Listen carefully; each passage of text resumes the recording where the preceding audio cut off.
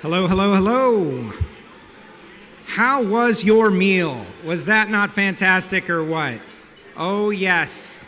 But it is now time to begin the transition to the start of the show. I want to remind everybody that tonight's program is broadcast on Flow Sports and also competitionplus.com, their TV channel, competitionplus.tv. So everybody here, if you've got friends and family at home that wish they were here to get a ticket to this sold-out event but couldn't, you can send them the link if you'd like, or you don't have to.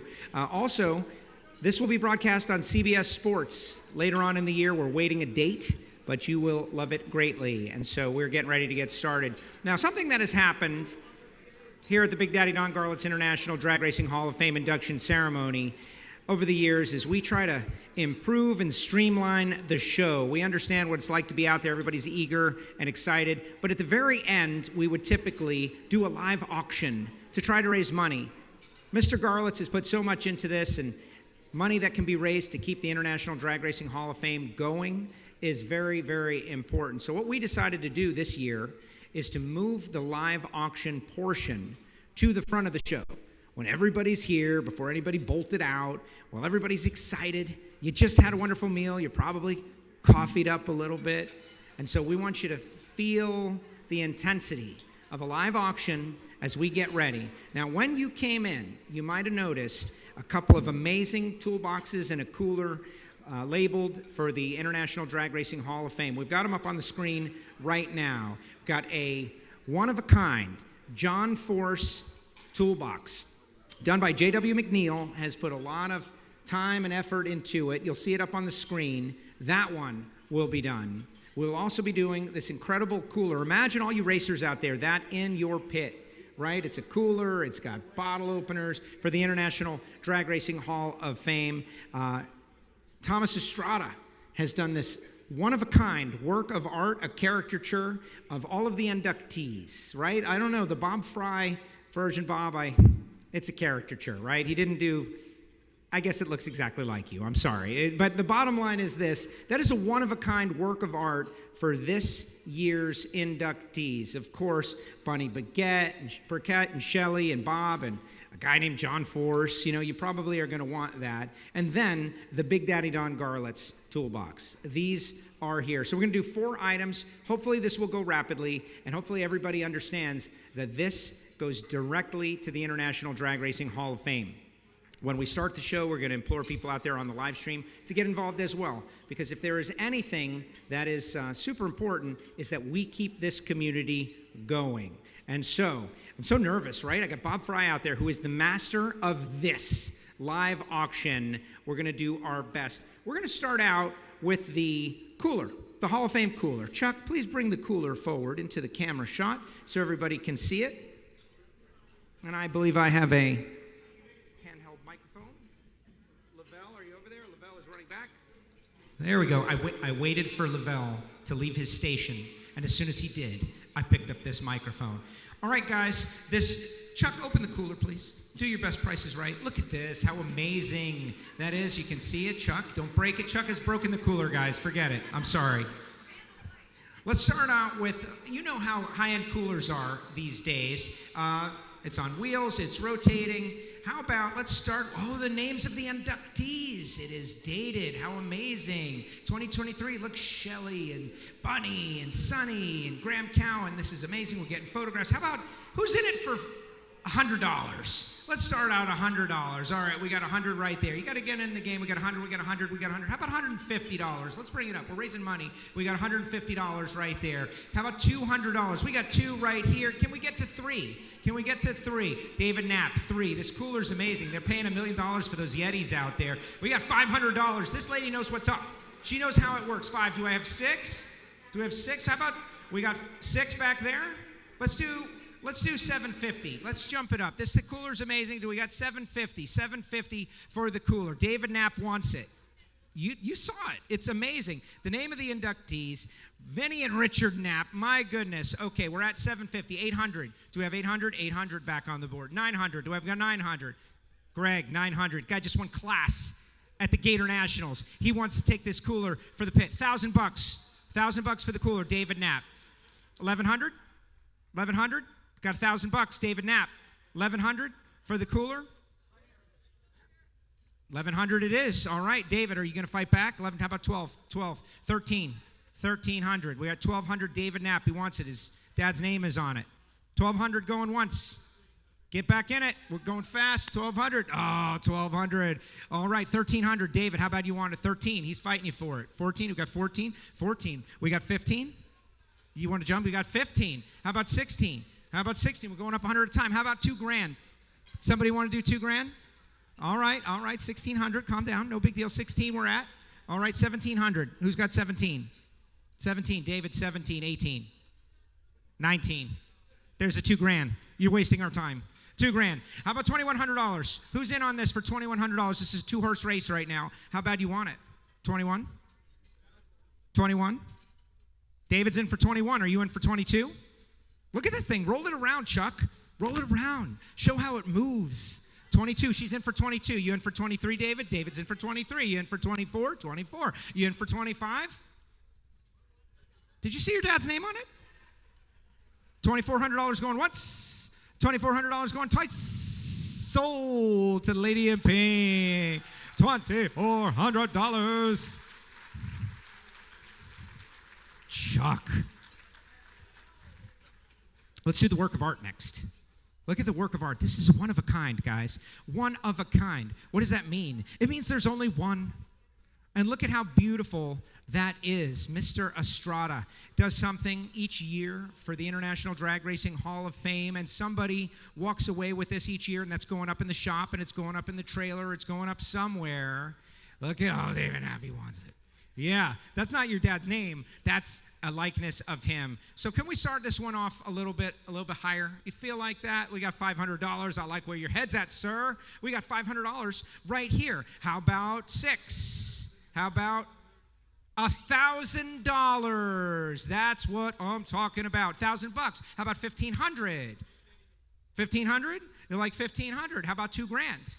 $2,000. All right, $2,500. People seem to be very motivated at this, but because it's one of a kind, how about $2,500? $2,500. We already got it. $2,700. $2,700. All right, can you do $3,000? $3,000. Here we go. We need some other people to get in them. David Napp is fighting everybody around here. We got $3,000. How about $3,200? $3,200. $3,500. $3,500. Has anybody got the guts for $4,000? One of a kind. $4,000 for the Garlits Hall of Fame. $4,000. $4,000, David. You want to bring it? $4,100. $4,000 going once. $4,100. That's right. We got to keep it going. You can't let them take that. How about $4,200? $4,200. $5,000, says David Napp. His dad is on it. One of a kind. $5,000 going once. $5,000 going twice. Sold to David Napp. That's what I'm talking about. One of a kind. Thomas Estrada. That's what we're doing. Garlits just smiled. I am happy about that. All right, next up. Wow, this is tough. This is programming the show. Which one should go last? The Force one or the Garlits one? Chuck just rolled out the Force one, so let's go with the John Force one. Look at that thing. Did the drawers open, Chuck? That was bad programming by me. It's locked. Oh, it's locked. They got a key. You don't have to do it, of course. I just wanted you to work, Chuck. I just wanted you to work. All right, guys, ladies and gentlemen, look at this thing. A one of a kind. JW does a great job. Where are you, JW? Stand up for 1 second. This guy puts love into these things each year. He creates one of these. This is the artist. He and his family. He does it for the love and the support of the International Drag Racing Hall of Fame. John Force, one of the greatest of all time in any motorsport, in any sport, is going into the International Drag Racing Hall of Fame tonight. Someone is going to walk out of here with a toolbox with his name on it. John Force, 16-time champ, American made. We got to start the bidding off at $1,000. Who's in on this? Did I just make a mistake? We got one. $1,000. I like it for the toolbox. $2,000. Way to go, Scotty and Greg, getting in on it, battling it out for the class racers. How about $2,500? We got 2,000, 25. We got 2,500 bucks. How about $3,000? Sir, you in on it? 3 grand? 3 grand? What's the number? Is it 3 grand? 3 grand, because I thought I saw you go with a 5, and I thought that may be 5 grand. You're in for 3 grand. All right, 3 grand. How about 3,500 bucks? John Force, look at this. Look at the artwork. You got young Force, and you got less young Force, but he's still, right? Do we have $3,500? Because we got 3 grand out there. 32. Scalamar says 3,200 bucks. You're on it. We got 5 grand. Stand up, sir. I don't recognize you. Oh, it's Bob Tasca getting involved. Bob Tasca says $5,000. Can you roll that thing around? I want to see the back of it again, Chuck. The other side. 5,000. We got 5,200. 5,200. Take it from Tasca for 5,200. He's a car dealer. Let's get him motivated. 5,200. 5,000 going once. 5,000 going twice. John Force is in the mix. John Force for $5,200. Do I have 53? Tasca, where you at? Oh, Don Garlits, $6,000. Tasca, Garlits, Force, battling it out for the toolbox. The number is $6,000. Tasca, 60. We got 7. We got 7. $7,000 Tasca for the Force toolbox. One of a kind, history, drag racing history. $7,000. Do we have 8? Do we have 7,200? It's going to Tasca, going once. 7,200. 7,200. 7,400. Tasca waved his hand. So it's 7,200 to John Force, going once. 7,200. Going to John Force, going twice.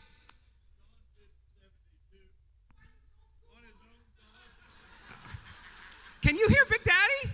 Sold John Force, $7,200. That's right, John Force. That's right. Good job. It's a nice toolbox, by the way. Oh, what? John's got it sold? 8 grand? Oh, wow. Just kidding. All right, and now our final item. The Big Daddy Don Garlits Hall of Fame toolbox. Spin it around, guys. Look at the artwork. JW with the traditional swamp rat pinstriping. Fire burnout going on. Where was that fire burnout? Was that at Miami Hollywood? That might have been. Look at that. The Don Garlits Museum of Drag Racing, if you guys haven't been just yet. We're going to start the bidding off at $1,000, just like we did again. So $1,000 for the Garlits toolbox. Look at them. They're spinning around like Keystone Cops. This is good stuff. $1,000, get into the mix. All right, we got 1 grand right here. All right. 2 grand. Well, Lubin, look at him. Scotty, you were like 1,200. He's like 2 grand. What's that number you're holding up? Is that a 3? Did you just go 3? 2 grand. All right, 2 grand. We're at $2,000 back there. Class racers. 2 grand. 2,500. Do I see 2,500 out there for Garlits? We're at $2,000. Big Daddy Don Garlits. How about 2,100? $2,100. Where's that? For $2,100. Way to go. Way to go. All right, 22. 22. We're going up by $100. It's all right. It's the last item. 2,200. We got 2,100 going once. 2,100 going twice. 2,200. Force is in on it. 23. 2,500. All right. Kicking it up a notch. How about 26? 26. Lubin. Back in it. $2,600. Is that Sammy? Sammy Eubanks. Why don't you just jump it up to 3, Sammy? Save us some time. 3 grand, Sammy Eubanks. Who's going to? Come on, baby. Let's get in on it. 3 grand, $3,100. Who wants it? $3,100. Sammy Eubanks has just upped the game. 3,100 going once. 3,100 going twice. John Force, 3,200. Way to go, Force. You can use tools. You guys, you fill that thing with Cornwell tools. You'd be great. All right, $3,300. Take it from Force. 33. 3,300 going once. Force is going to take both of them right out from under you. Sammy, get back in it. It's only $100. Come on, give it up. 3,300 going twice for John Force. Garlits, 4,000. Bum, bum. Way to go, Big Daddy. He bought his own box. You could buy your own box. It's okay. 4,100. 4,200. Somebody make a big bid and let's get this thing over with and start the show. Come on. Let's see somebody 5 grand. Tasca, get back into it for the Garlits box. $5,000, somebody. Put your hand up, because I got Garlits at $4,000 right now. Going once, Garlits. Going twice, Garlits. Come on, wait. John Force, $4,200. Way to go, John. All right, let's keep on going. 43. Who's on 43? 43, because John Force wants both these toolboxes. Right? I see Tim over there. He's like, I know where to put the tools. $4,300. 42 once, John Force. 42 twice, John Force. Who wants it? Sold to John Force. Taking both the toolboxes. Garlits, Force. It's going to look great in your museum. Ladies and gentlemen, how about the live auction? Thank you so much for helping us raise money for the International Drag Racing Hall of Fame. This is absolutely tremendous. And now we are going to start the show. Thank you so much. Remember, we're going out on Flow Sports. We're going out on Competition Plus. This is live streamed around the world. Everybody is going to see this. Let's get ready.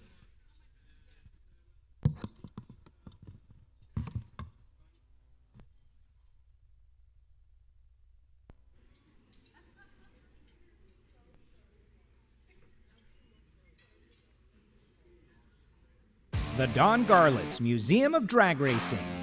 Wall-to-wall mementos that capture the essence of mankind's passion for speed and competition. These are the machines and the drivers that built drag racing. Of the thousands who have played a part in the creation and evolution of the sport, only a select few are chosen for the International Drag Racing Hall of Fame. And tonight, the Hall of Fame welcomes the class of 2023. Hello and welcome to the Don Garlits Museum of Drag Racing International Drag Racing Hall of Fame. My name is Joe Costello and I'm part of the NHRA track announcing team, and it is my honor to bring this program to you, those of you who are live and also out there watching on competitionplus.com and Flow Sports. Welcome. We have got one of the greatest collections of drag racing royalty ever assembled, and we are going to honor some of the greats as they are inducted into the International Drag Racing Hall of Fame. This room is packed, star-studded with the people who built the sport that we all love. This weekend, the Gator Nationals will be going off at Gainesville Raceway, but we always take time to honor those who made the sport what it is. Over the course of the evening, we're going to hear from drag racers and broadcasters and innovators and people who broke barriers to help build drag racing. And finally, we will have someone who is known as the greatest. All of that will be coming up, but first, I would like to recap something that just went down here in the auditorium. It was an amazing occurrence as we raised money for the International Drag Racing Hall of Fame through an auction of toolboxes and artwork. And those of you out there on the stream who would like to participate and realize that this is something that just doesn't keep going by itself, but through the money raised and funds sent in by listeners and viewers and supporters of drag racing, you can reach out to the International Drag Racing Hall of Fame and donate as well. But what we would like to do is bring up a VIP and a Hall of Fame member, Ms. Pat Baltus, to the stage as we take a moment or two to recap bringing in money, going through the live auction process, and honoring the people who have been with us. Pat and Jerry Baltus have been a huge part of the International Drag Racing Hall of Fame over the years. Jerry was lost this past year, and it is with a heavy heart that we even think about the contribution he has made to drag racing. Of course, success at Indy, pioneering race cars, starting a business, and of course, ultimately, being a part of drag racing. JW, I'd like to have you come up as well. Come on up. In that, we are all a family, and we're all a community. And when any one of us goes through a difficult time, we all feel the pain. And Pat, you and Jerry have done so much over the years for this International Drag Racing Hall of Fame. It has been amazing to get to know you and your family. And so each year we do something. And what we would like to do now is present you with another third toolbox. Let's bring it out, guys. Chuck Keppel from the museum.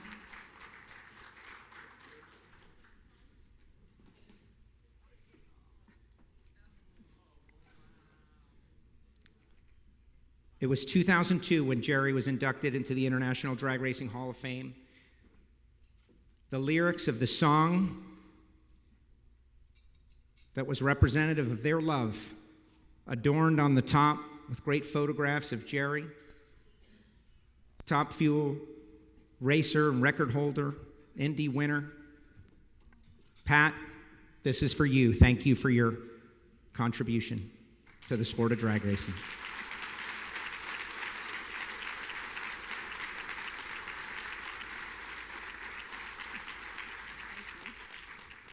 I don't know that I can say anything. Pat, you've won the Pat Garlits Memorial Award. Thank you so much. It has been an honor to get to know you and your family. I know they're all here. We miss Jerry as well. Yeah. Thank you. Thank you. I hope you liked the toolbox because it's broken now. Jerry did that. He broke it already. She said that was Jerry. I believe it. I believe it. All right, guys. We did an auction. We had a heartfelt moment. Who's ready to get this party started? When they brought me in, we said we were going to bring the energy up and we we're going to make this thing a party and we're going to have ourselves a good time. So let's meet the very first of our inductees going to get the Pat Garlits Memorial Award. Let's do it. The Pat Garlits Award goes to a woman who is mostly behind the scenes that didn't get a lot of publicity. Linda Jones definitely fits that job. There's so much like Linda and Pat, it's unbelievable. She married Ted at 19. Pat married me at 18. We were both poor as church mouses, so were the Jones. They had nothing. And Ted wanted to get into drag racing so bad, and they tried to buy this drag strip in Ohio, but they didn't have the money. Linda Jones went to her mother and got the down payment. Nobody knew that. All in all, they would own 4 drag strips before it was over. Linda, like Pat, ran all the money for the drag strip, took all the money in, was the comptroller for everything for years and years. Even when they went into the IHRA and became part of that, Linda was still running the money for IHRA. It was unbelievable. She did all the books. She designed so many different procedures that they use in drag racing today. It's unbelievable when you read the resume of Linda Jones, the things that she has done, and nobody ever gave her any credit for it. I didn't even know it. My recollection with Linda was all the work I did on the television series. She did all the paperwork and had all the bookwork, you know, you're going to do this car, you're going to do that one. And I worked with her for years and years. She's such a sweet person to work with. We just love her so much. And I know Pat is just so happy right now knowing that Linda Jones is getting the Pat Garlits Award. So please welcome Linda Jones into the International Drag Racing Hall of Fame. And here's Bob And to Frey, induct Linda Jones, the voice, Mr. Bob Frey.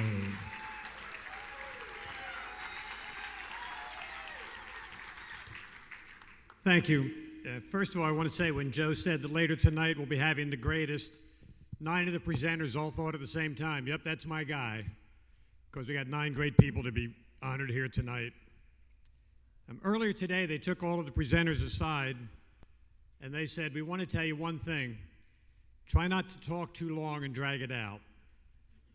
Well, let me tell you, telling an announcer not to talk too long, you'll get the same response as if you told Don Garlits there are no such things as space aliens. You know, we'll both look at you, roll our eyes, and said, you can't be serious. Now, I've been around the sport for a long while, longer than some of you in this room, but certainly not as long as most. But I have been here long enough to know a few things. I know that Pete Robinson's real first name wasn't Pete. Jungle Jim's real first name wasn't Jim, or Jungle for that matter. And Ronnie Sox's real first name was Willard. Willard Sox and Buddy Martin. Doesn't have the same ring to it. I knew Bill Grumpy Jenkins before he was Grumpy. I knew Shirley Muldowney before she was Cha-Cha. And I knew Don Garlits before he was Big Daddy. All right, well, Garlits has always been Big Daddy, but you get the idea. And I've known our Pat Garlits Memorial Award winner when most people just knew her as Mrs. Ted Jones.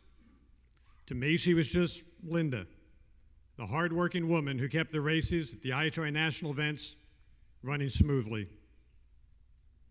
There's an old saying that goes, behind every good man, there's a good woman. And if you want proof of that, just look around the room tonight. Look at myself, John Force, Jim Walther, Larry Dixon, any of the hundreds of people here in this room. Or you can look at another Hall of Fame member, Ted Jones. As Don said, when Ted was a young kid, all he wanted to do was own a drag strip. Only one thing kept him from doing that, and that was cash. Fortunately, he had met Linda.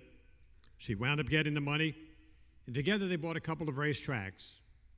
They updated them, they upgraded them, they fixed them up, and in the course of one of their racetracks out in Muncie, Indiana, the upgrades included planting flowers in between the two lanes.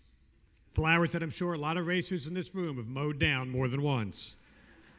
It certainly was an interesting look. But despite all of the things at the track, all of the different layouts, the different obstacles, all the things they had to overcome, all the tracks had one thing in common, and that was Linda. She took care of everything from running the pit gate to handling the money, managing the concession stands, and handling the racers' complaints. And you can guess which one of them took up most of her time. When I first met Linda, I was just a young announcer working the IHRA races. That was the early 1970s. And whether it was at Bristol or Rockingham or Darlington, I was amazed to watch how Linda developed a system that easily kept track of the qualifying, streamlined the elimination process on Sunday, and kept it all running smoothly while keeping all those young ladies in their red outfits operating to peak efficiency. It wasn't an easy job, but Linda did it, and did it well. She caught the eye of Larry Carrier and became the CFO of IHRA and Bristol Dragway. And when she wasn't doing that, she also was the editor of Drag Review magazine. And while Ted was working his way through the sport, carving his own niche, and becoming himself a Drag Racing Hall of Fame member, Linda turned her attention to writing the commercials for all the IHRA national events. And while Linda didn't go, Sunday, Sunday, she did make enough commercials to receive an Addy Award as the best commercials in the sport of drag racing. And after mastering all of those jobs, she then became CFO of Masters Entertainment. And by the way, I should point out that Masters Entertainment is taping the show tonight. It's Linda's organization, so if the Pat Garlits Award gets a lot of time on the TV show, you'll know why. Now, after seeing how she managed the IHRA and the national events, it didn't surprise me that Linda would have such a great impact on the sport of drag racing. Other than tune and drive a race car, and I'm not sure that she didn't do that also, there wasn't much that she hadn't done in the sport. And all the while, a lot of people, including a lot of the people in this room, knew her simply as Mrs. Ted Jones. But those of us who knew her and worked with her and saw her in action knew that she was so much more than that. She was a moving force in many phases of the sport. Now, it's said that Linda has a genius IQ, but let me tell you, the fact that Ted Jones married her makes me think Ted might be the genius in that family, because he really came out on the better end of it. I said earlier that behind every good man there was a good woman, but let me tell you, Linda was never behind anything. She was out in front of the sport. She pioneered a lot of the inroads in the sport of drag racing and became a legend. The Pat Garlits Memorial Award is one of the most prestigious awards that can be given out by the Hall of Fame. Previous winners included people with the name of Baltus, Glidden, and Prudhomme. And now we're all glad to add another name, the name of one of the hardest working and most well-respected women in the sport, Mrs. Linda Jones, or as I call her simply, Linda. Ladies and gentlemen, please join me in welcoming the 2023 Pat Garlits Memorial Award winner, as her family calls her, Miss Priss, Linda Jones.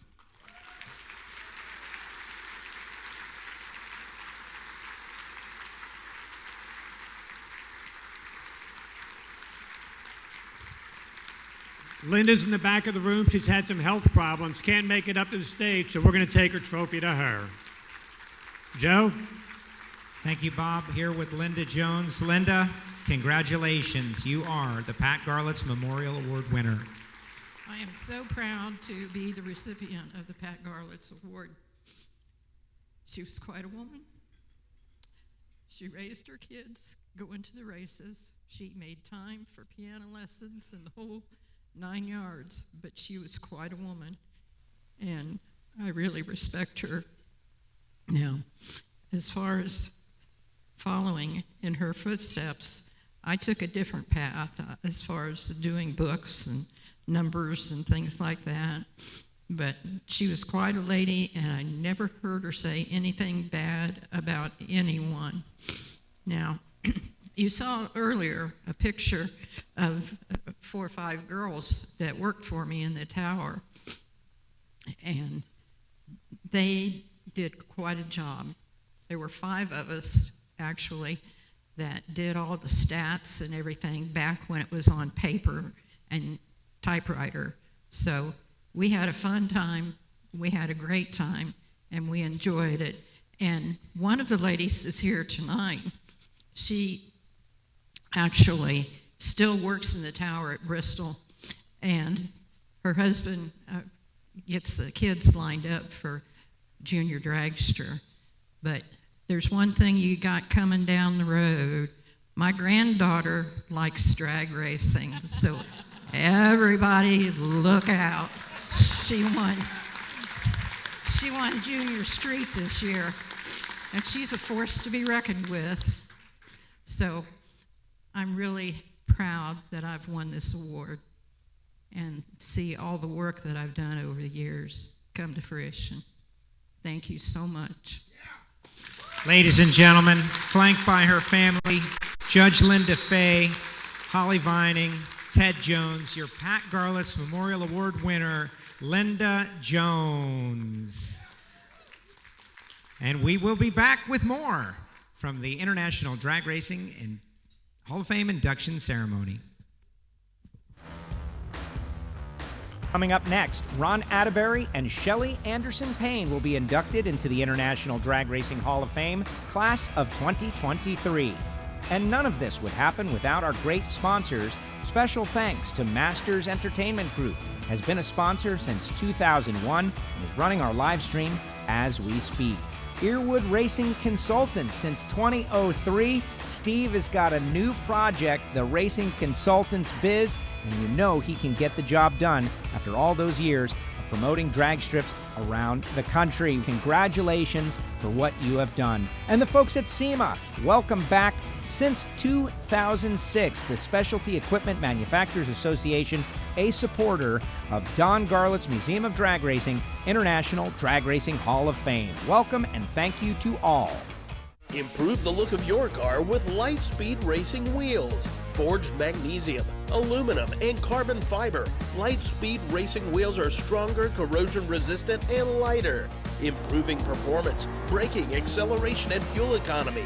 With almost endless customization options, each wheel is custom made to order. For race or street, get the wheel that perfectly fits your needs. Lightspeed Racing, ultra lightweight wheels.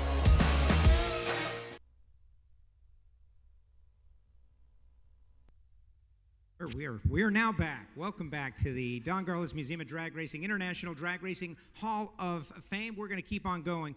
But for those of you who have been coming year after year, you know that once the Hall of Fame is gone, you need something to remember it by. And each year, Roy Hill does a great job of sponsoring our shot glasses out there, and the collectible shot glasses are once again, they're Scotch glasses, available again this year. And so if you got a ticket, don't forget to pick up your glasses at the end, just outside of the hall. But if you want more than one, those are certainly available for purchase as well. So do not forget. And also, while we are here, we want to take time to recognize all the members of the International Drag Racing Hall of Fame that are currently here in attendance this amazing sold-out year. So when I say your name, we'd love you to stand up and be seen on the folks on CBS Sports and, of course, Flow Sports and Competition Plus, starting out with Mr. Steve Gibbs. Steve, where are you out there? Steve, a 30-year Board of Selectors member. Steve, thank you very much. Really appreciate it.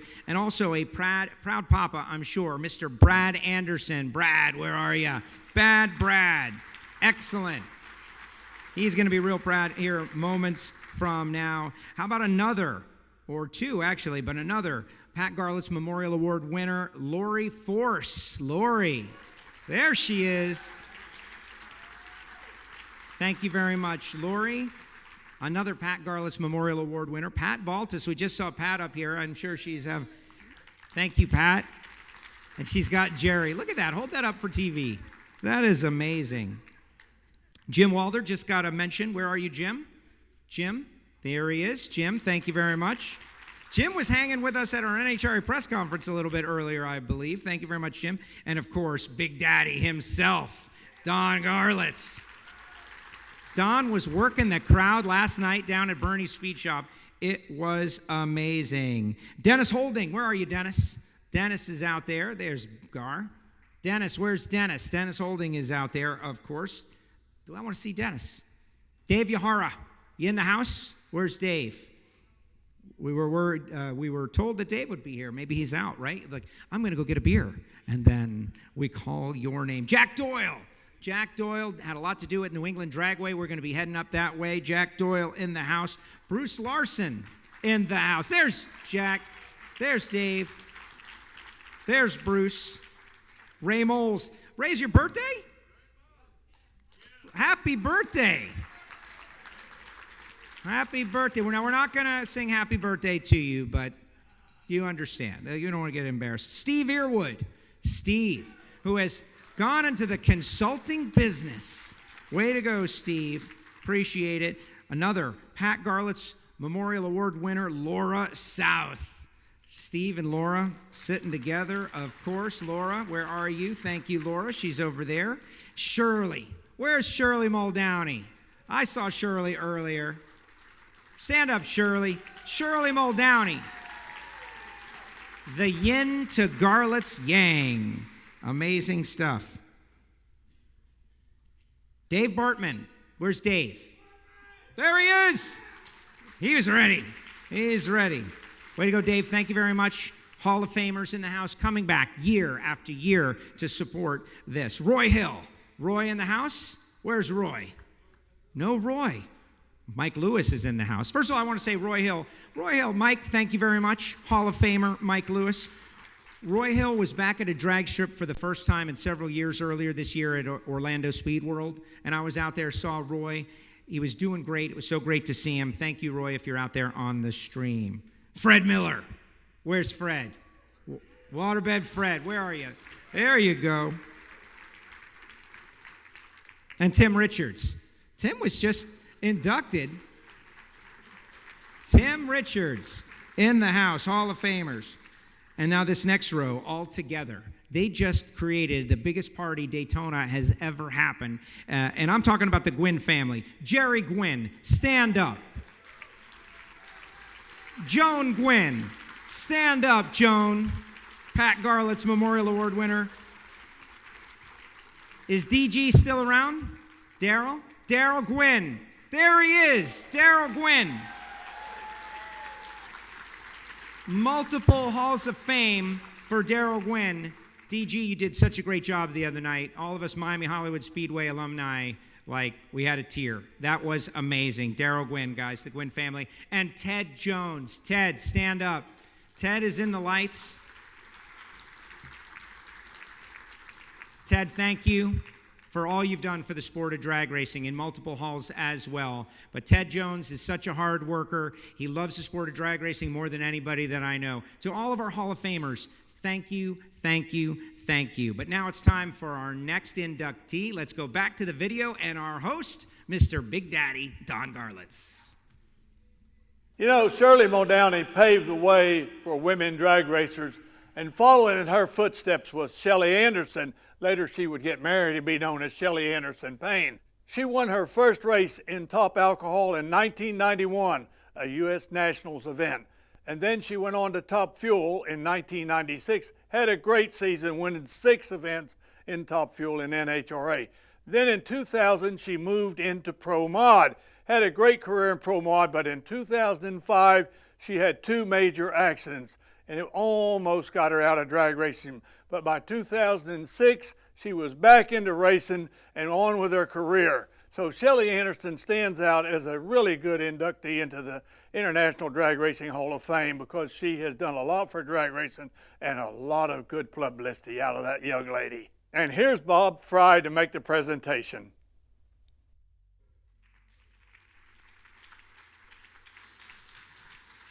We are working Bob Frey very hard tonight. Welcome back, Bob. Hold your applause. Is there any chance I could get a little more light overhead, please? Not on my bald spot, but on the podium. Is there any chance? I will take that as a no. So let me just begin by saying what an honor it is to be here tonight. And first of all, I didn't know that my 2 inductees were going to be back to back. But I have to tell you, and I mean this in my heart, that to be asked by people the quality of Linda Jones, of Shelly Anderson, to be the ones to induct them in the Hall of Fame is really something special, and I thank them very much for that. I'd also like to say that it's a great night to be here with the Hall of Fame. It really is like a who's who of the sport of drag racing, and of course we want to say a special thanks to our host, Big Daddy Don Garlits, for continuing this great tradition, maintaining it, and making it one of the great highlights of the drag racing year. You know, tonight's a very special reason, not the least of which is the fact that we are honoring 3 very talented women here tonight. 3 women who have all helped make the sport of drag racing the special and unique thing that it is. You look around at NASCAR and Indy racing, and they struggle to have a woman qualify for a race, let alone win a race. And here we are tonight as drag racers, honoring and inducting 3 women into the Hall of Fame. In my mind, that's what makes drag racing and the people here tonight so very special. You know, a lot of kids grow up wondering what they're going to be when they get older. But as far as my next inductee is concerned, Shelly Anderson, I guess you could say that what she would do and the unique person she would become and the place she would occupy in the sport of drag racing was pretty much preordained. I mean, let's face it, when your DAD runs BAE, it's almost a guarantee you're going to be driving a CAR. In other words, when Brad Anderson's your father, and he himself was a member of the Drag Racing Hall of Fame, you probably know your daughter's not growing up to play field hockey. She's going to do something in racing. And Shelly did more than just something in racing. She excelled in the sport and exceeded its highest level in Top Fuel dragsters. Shelly, like the great Shirley Muldowney, never wanted to be looked at as a woman racer. She just wanted to be known as a drag racer. And she was a good one of the best. After a brief stint in Top Alcohol dragster, Shelly turned around and set her sights on Top Fuel, and she took the class by storm. Only 3 women have ever set the NHRA National Top Fuel record, and Shelly was the first one to do it, and she did it 3 times. And as a little aside, that's when you actually had to back up the record to get it. That made it even more special. Over the course of her career, Shelly drove hard and competed with the best in the sport. But she did more than that.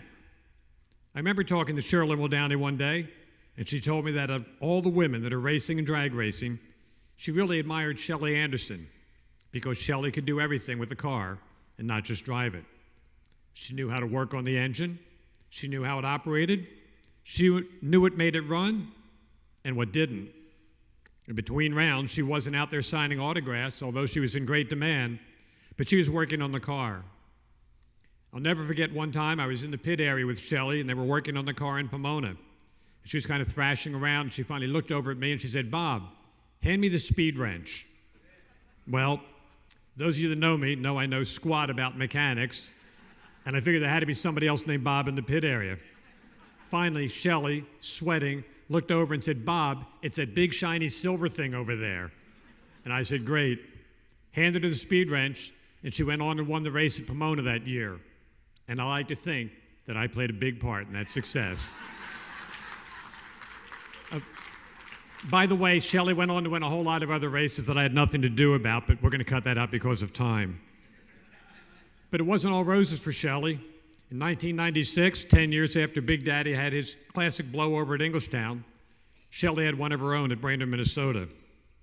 And after watching it, the car was demolished, and most people thought that Shelly and the team were done for the weekend. But those people underestimated Shelly Anderson and her determination and her passion. And being the hardcore racer that she stayed with the team until 3 o'clock in the morning. They put a new car together, came out the next day, and qualified for the race. And that's the kind of thing that, in my mind, separates a driver from a racer. And make no mistake about it, Shelly Anderson is a great racer. And tonight, she's a Hall of Fame racer. While Shelly might shy away from the words like pioneer and inspiration, she certainly is and has been both. When she won her first Top Fuel race, she became just the 4th woman in NHRA history to accomplish that. And since that day, I'm sure that she has been an inspiration to many young men and women who know that if you work hard and determined, you can succeed in just about anything. From the days working with her father, Brad, to the love she has from her mother, Carol, and her sister, Leanne, to the days that she shared with the winner's circle with her brother, Randy, to all the time she has spent at the track with her husband, Jay, who himself should be a Hall of Famer, to the time that she spends now with her son and daughter, Toby and Madison, and watching them win, Shelly Anderson epitomizes what it means to be a drag racer. She comes from a great drag racing family, and today she enters and becomes part of another great drag racing family. Ladies and gentlemen, it's my pleasure to say, let's welcome the latest inductee into the 2023 Drag Racing Hall of Fame, Shelly Anderson.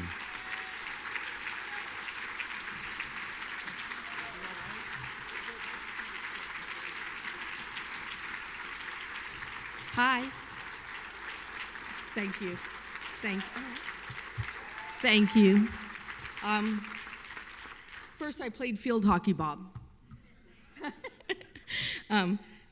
My DAD didn't want me to drive a CAR. He made me do everything 3 times as long as any other employee, because go to college and get a real job. And then he put obstacles in my way. He said, you got to graduate college, you got to find a sponsor, and that I'm not paying for it. And it's pretty cool. He had Jolly Rancher, so did Joe DiLeonardo, and Joe saw me working and trying, and he came and he said, I want to put you in a car, a Top Fuel car. And I said, no, thank you. I want an alcohol car. That's what I work on. That's what I know. That's who we are. And Joe said, okay. So we went to my first national event in '91 at Denver and qualified. And we went to Indy that year, like 5 races later, and Joe said, you're getting a Top Fuel car. Well, I was kind of startled, but my dad and Joe did it all, and they worked it out. But it was great. It was really nice. Now I want to go fast forward to a Friday. I think in December, my phone rings and it says unknown caller, and I don't usually answer them. And I answered it, and it was Don Garlits. Well, it said caller unknown. I mean, I don't have you on my phone, so I answered it, and I was like, I really was shocked. I will never, ever erase recent phone calls. You are that guy. And that, I'm serious, that's how much it really means to me. It's wow. I will always remember this moment. This is very important to us. I thank you. When we started racing, I grew up in it. And I'm kind of off topic, but I remember we were at Pomona, and it rained out on a Sunday. My dad was racing. We had to go to school Monday. And he said, I don't have time to take you to school. You guys are going to the racetrack. I mean, racing's first. So my mom, of course, had to go to work. So my dad made us go to the racetrack on that Monday, not go to school. And we were in the pits, and they called him to the lanes. I don't know if you remember this. They called him to the lanes, and he said, go to the stands. I'll come get you. So, okay, we went to the stands, and my brother and my sister and I are sitting there freezing. Nothing's going down the track, and it started snowing. And I go, let's go back. And my sister said, no, Dad said he'd come get us. Do you remember this? Yeah, exactly. We go back to the pits like 10 minutes later, and he forgot he brought us to the track. Yeah. That's how that went. Well, between my dad, who won 3 championships, my husband, who won 2 championships, and my brother, who won 2, this is our passion. This is just what we do. We are racers, and we absolutely love it. Now, we get to share our passion with the 3rd generation. Madison and Toby race. They've had success in the NHRA and both won. Toby won a week and a half ago. He went 7 rounds, won, beat his sister 5th, but she left on him. Let's be honest. And we love it. Dwayne Shields lets her drive his car in the A Fuel, and they won 2 races last year and hopefully many more this year. Well, racing with us is a passion. It's a drive, and it's where we found the rest of our family. We have some great friends here. They are family. Sally, Buggy Parker, Cowboy, Mike Urich, Larry Dixon, Steve, oh boy, Steve, and Dwayne Shields. And we're very lucky to be here. We started with Jolly Rancher, alcohol dragster. I got to win Atlanta. I beat my husband. We were dating. 2nd round. That was fun. Sorry. And then we won. Then we beat Darrell Russell and then Blaine Johnson. So that was nice. And then we started a year later to that date at Denver in the top fuel car. And when we won Seattle with my brother in his alcohol funny car, that was really special. That was a good race. Then I got to go on and work for ESPN. John Mullins hired me in '99, and I loved that for 2.5 years until I had Madison. I left. But in between that, my dad came, and he's like, hey, I got this Pro Mod. You want to drive it? Well, yeah, you're going to drive anything that's offered. And I go, yeah. Well, I was pregnant. Jay knew I was pregnant, but nobody else did. But I wanted to get my license. I wanted to secure this ride. So we went to Vegas. I got the ride. I got my license. And we're driving home, and Jay's like, how are you going to tell your dad? And I go, tomorrow. So we went to work the next day, and I said, Dad, having a baby, I got to step aside, but I want to drive it. So he let Jay drive it, and we had 2 kids, and then he built 2 cars for Jay and I both. And we had some good times. We raced a couple of times. I won Dallas with my kids. That was just so special. A lot of people don't get to race with their, having their kids there. My husband wins a lot with our kids. That was the only race I ever won, and it was so special to have them there. I think that's my favorite because it was all family, my dad, all of us. And a lot of people have a guest house or a vacation home. And my husband keeps telling me how many beach houses he's bought with our racing. And I guess our beach house is on axles and wheels, and it goes to all the races. And I think we're lucky. I think I'd much rather have that and have our family and our friends than be anywhere else. So thank you. Thank you. Thank you.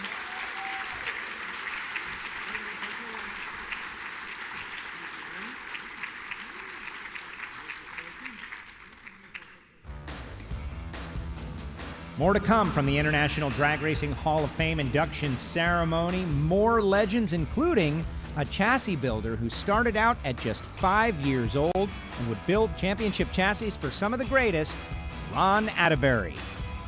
And it's all possible thanks to our great sponsors, including Gainesville Raceway, a big event happening this weekend out there at Gainesville Raceway, by the way. Thank you, Gainesville, for all you've done. Such a great facility, timeless, and now the start of the 2023 NHRA Camping World season. Thank you, Gainesville Raceway. And Hangstafers Metalworking Lubricants, been on board since 2019. Welcome and thank you, Hangstafers. Thank you for your support of the International Drag Racing Hall of Fame. And since 2016, Mr. Ron Hope has been a supporter of the International Drag Racing Hall of Fame. Ron, thank you for your support. More to come here in Gainesville. When your next adventure is calling, be ready with Goby roof racks. Fully customizable and handmade in the USA. Goby racks define what a utility rack should not only look like, but also how it should perform. Created with the adventurer in mind, Goby racks will easily carry your most demanding cargo for the life of your vehicle, and it will look great doing it. All seasons, all adventures. Start your dream today with Goby roof racks. And now, ladies and gentlemen, let's take a moment to honor those members who have passed.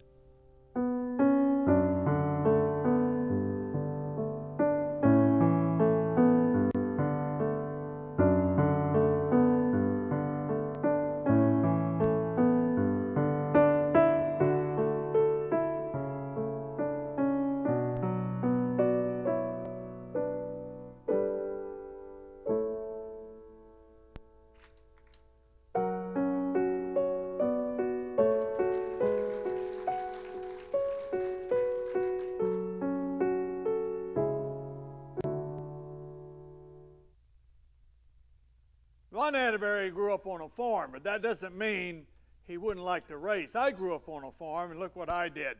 At 5 years of age, his mother found him out in the barn taking panels off the tractor. "What are you doing, Ron?" "I'm making it lighter so it'll go faster." It was in his blood. By 20, he was racing his own cars, and then in 1975, he won a big race at Bakersfield. But his real thing in drag racing was his chassis. His first chassis was sold to Frank Bradley, who won the 1976 NHRA Winter Nationals, and that kick-started him off. Gary Beck had his cars, James Warrens had his cars, Baca had his cars, but the person who bought the car that made him famous was Shirley Muldowney. He built her first car in 1976, and went on to build them through 1980. This is the 1980 car that was in Heart Like a Wheel. And forever, Ron Attebury will be enshrined in drag racing for building that car. She won the world championships with it and went on to become, just famous. But Ron Attebury is certainly deserving to be in the Hall of Fame, and we welcome him tonight into the International Drag Racing Hall of Fame. And here's Jim Warrigan to make the presentation.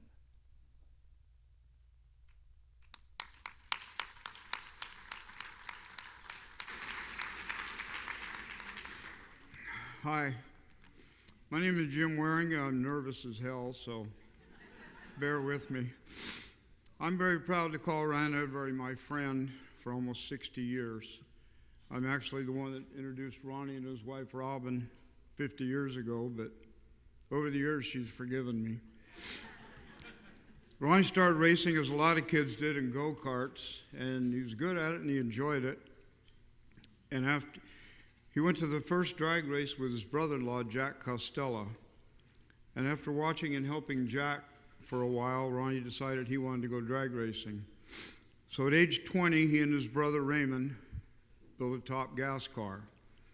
And they raced Top Gas mostly in California, until NHRA dissolved the class in 1971. He then decided to go top fuel racing, and after helping his good friend and fellow inductee, Dave Yahara, build his first rear-engine car, Ronnie designed and built his own car. The car it caught a lot of people's attention, and Frank Bradley conned him into building him a car and became his first paying customer. Ronnie went on to build cars for Shirley Muldowney, Gary Beck, Jeb Allen, Warren Colbert and Miller, Tommy Ivo, Gary Ritter, Dennis Baca, the list goes on. His cars work really well. Shirley won her first 2 championships in his cars, and Gary Beck and Jeb Allen also won championships in his cars. Ronnie continued to race his own car while he was building other cars, and he raced mostly in California with a couple of trips back east. But in 1977, his long-time friend Jim Lieberman talked Ronnie into coming back east and racing with him. and he match raced up and down the East Coast with the Jungle Jim logo on the Attebury Brothers car. And after a year or so on the road, he decided it was time to go back home, and they packed up and moved back to California. The first car he built when he got back to California was Tommy Ivo's jet car. Ronnie then made the transition from dragsters to hot rods, and he opened Attebury Street Rods. And he used the same craftsmanship and attention to detail in his race cars. He built a whole string of award-winning street rods. In the 1980s, two of his customers and good friends, Brian Burnett and Tom Proofer, started the Nostalgia Drag Race program. And after holding himself back for several years, he decided it was time to go racing again. So he built himself an A fuel car with a Brad Anderson motor and went drag racing again. And that car too worked very well, and he won the A Fuel Championship in 2003. For his last racing endeavor, he decided to go salt flat racing, and he built a rear engine modified roadster, and it put him in the 200-mile-an-hour club at Bonneville.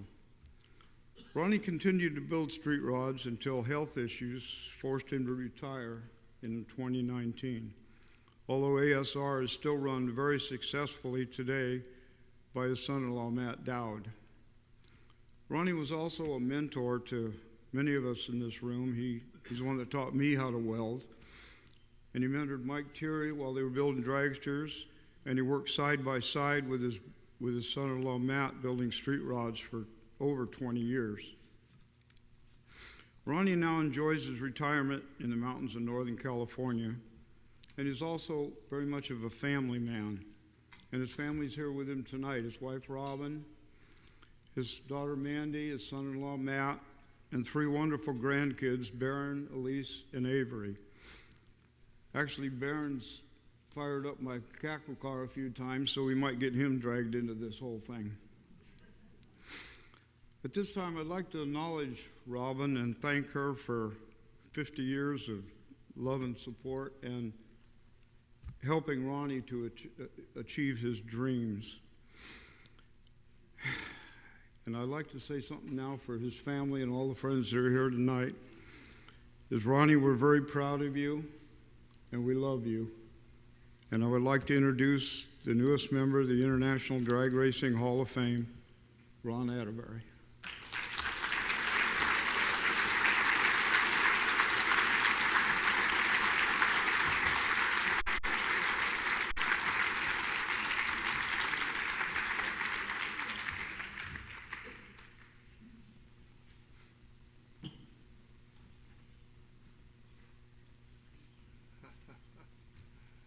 What do you want to say?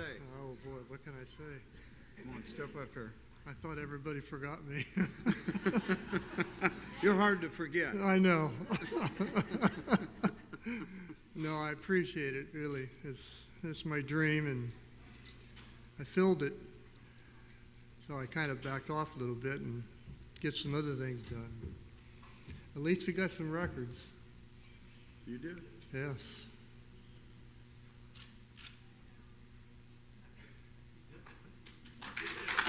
Appreciate it.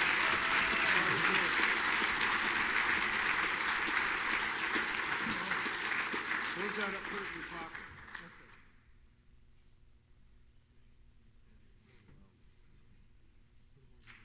Huh?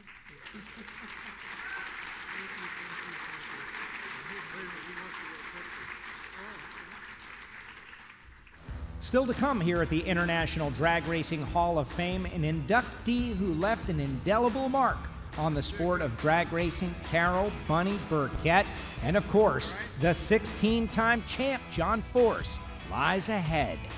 But first, we always want to thank those who support the Hall of Fame endeavors, including Roy Hill's Drag Racing School. Since 2004, Roy has been such a great sponsor. Roy, so helpful, and we are so happy to see you back.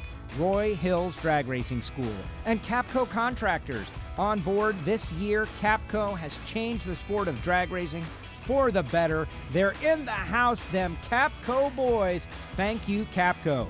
And Summit Racing Equipment. Since 2002, Summit Racing Equipment, such a huge supporter, NHRA drag racing, and grassroots drag racing at all levels. Thank you, Summit.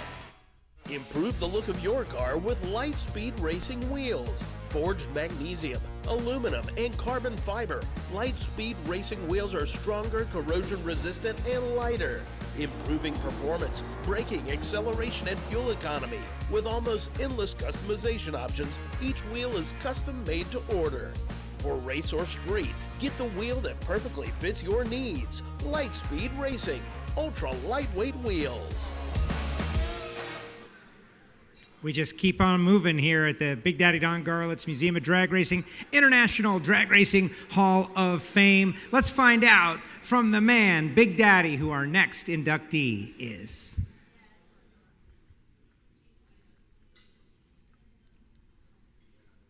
You know, drag racers come from all walks of life, and no better example of that than Bunny Burkett.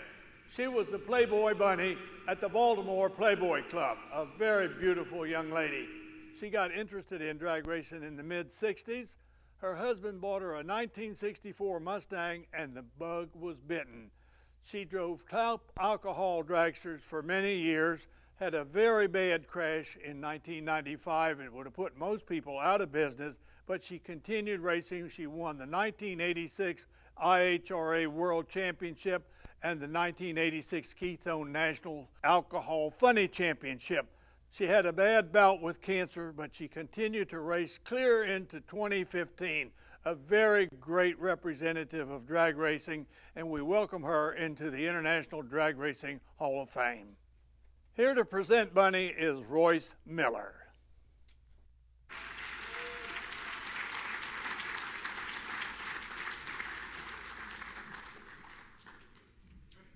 Good evening, everyone. Wow, I'm gonna tell you what, get in a room like this, you kind of feel a little young.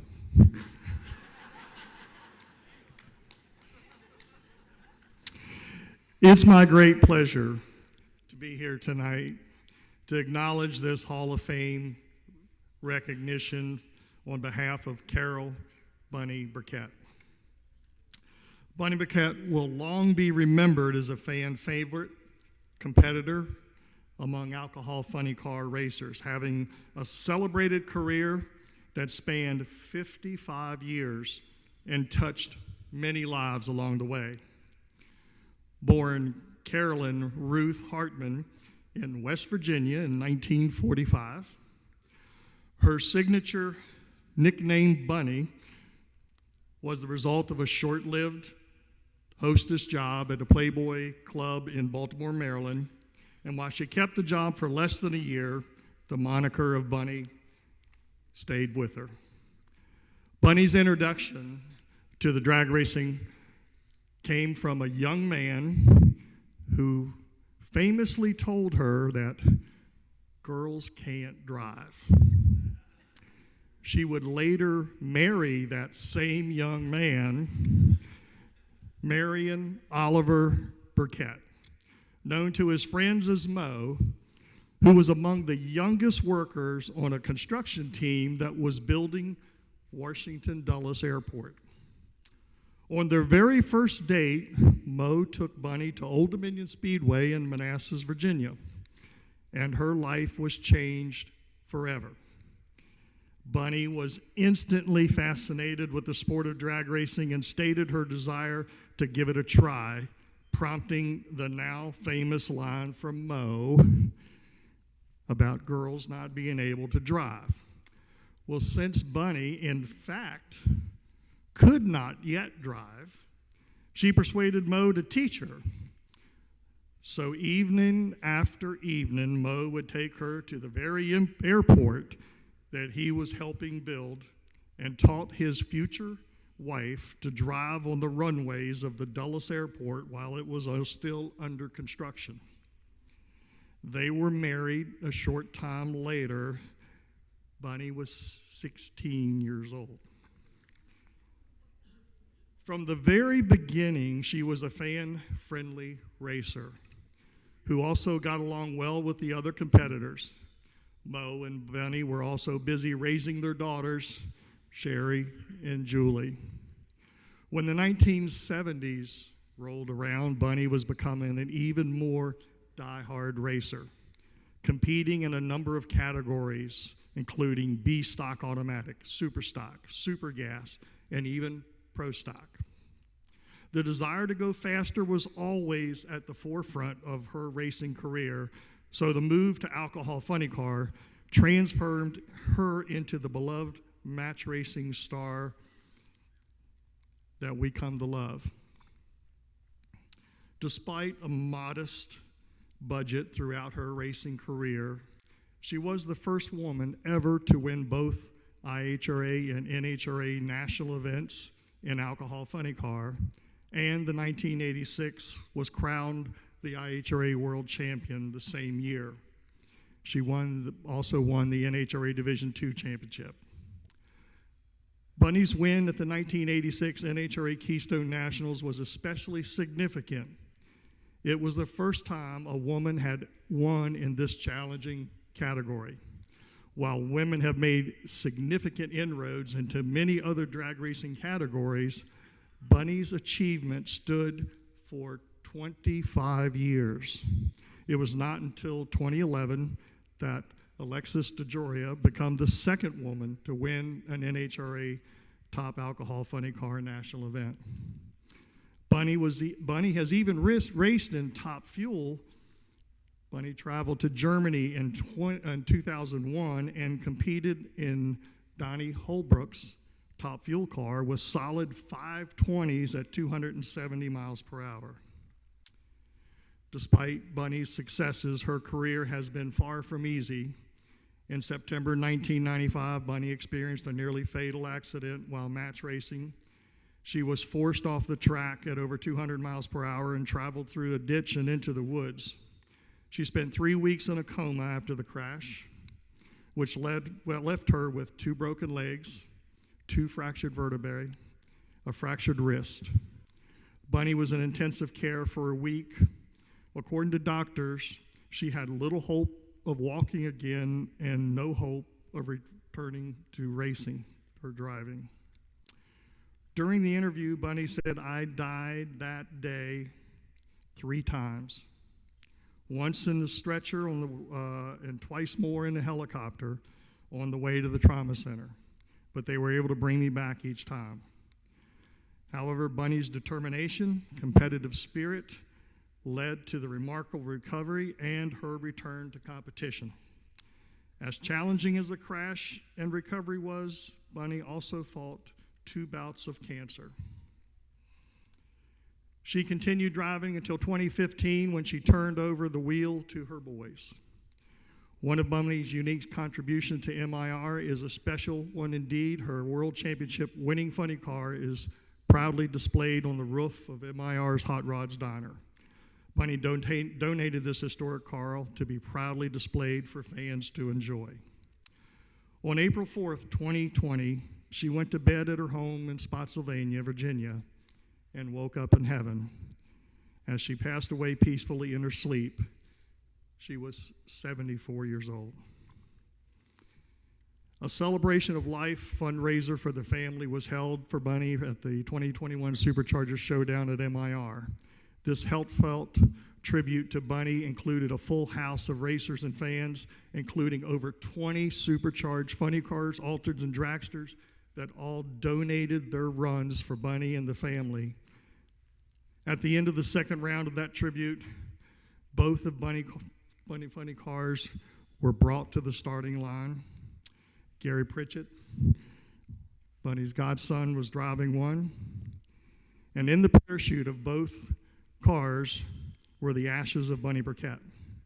Bunny's last wishes were the ashes be spread to the top end of MIR, and that's precisely what happened on that run. It was a moving tribute to Bunny and one that saw many tears in fans' eyes. On a personal note, in the over 30 years I've been at the helm of MIR, I have worked with the best drivers and personalities in the sport. But no one has ever been more dedicated to the fans than Bunny was. I can't tell you how many times on a large event when she was there that after the race was over, the purses were paid, the traffic was out, and it was time to turn out the lights and go home, that I would look over to see Bunny still talking with her fans, signing autographs, taking photos, and would not leave until the very last fan had their moment with her.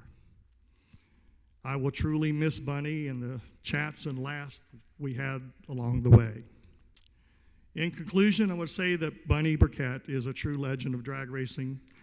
She has made an indelible impact on the sport and has earned this place in the International Hot Rod Drag Racing Hall of Fame. I am eternally grateful for her friendship and partnership over the years, and I am proud to invite Bunny's godson, Gary Pritchett, a.k.a. Little Bear, to accept this honor on Bunny's behalf.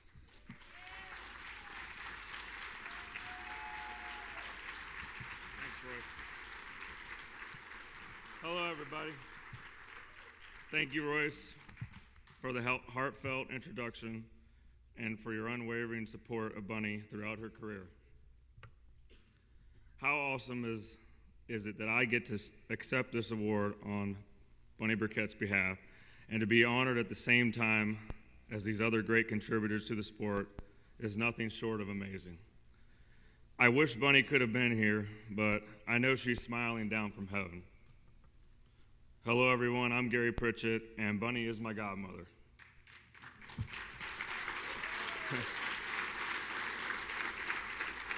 You guys make this look easy up here, Bob Frey. This is hard. My dad and I joined the Burkett family in 1987 when I was 18 months old, and that day set the stage for my career in drag racing. Because of Bunny and Mo, I'm a drag racing professional today. For that, I'm forever grateful. I'd like to take a moment to recognize the man behind the scenes of Bunny's career. Mo Burkett, will you stand?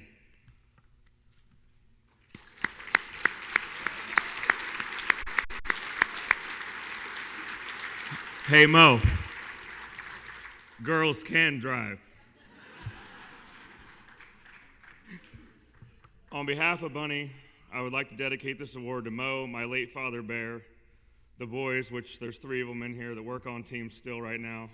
One, John Boyce with Capco, Adam and Aaron Cave, they're on the Scrappers racing team. And we're all out here because of Bunny and Mo. And the girls and her many, many fans. We all miss Bunny and will carry on her legacy by making a few appearances a year with the funny car. And thank you again for this incredible honor.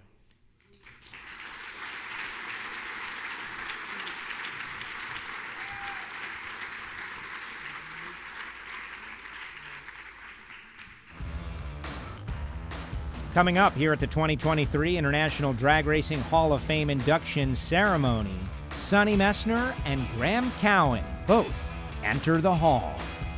And we'd like to take this time to thank more of our sponsors, including the National Hot Rod Association, the NHRA for so many years, supporters of the International Drag Racing Hall of Fame, of course, the Gator Nationals, the kickoff to the 2023 season. We wish you all a great event.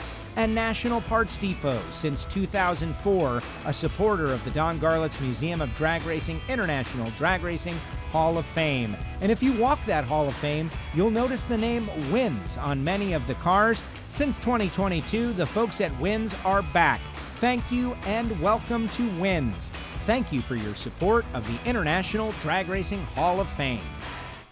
At Eagle Lights, we're off-road and motorsport enthusiasts at heart, and one of the largest aftermarket LED headlight manufacturers in the world, manufacturing the highest quality LED headlights and motorcycle lights possible.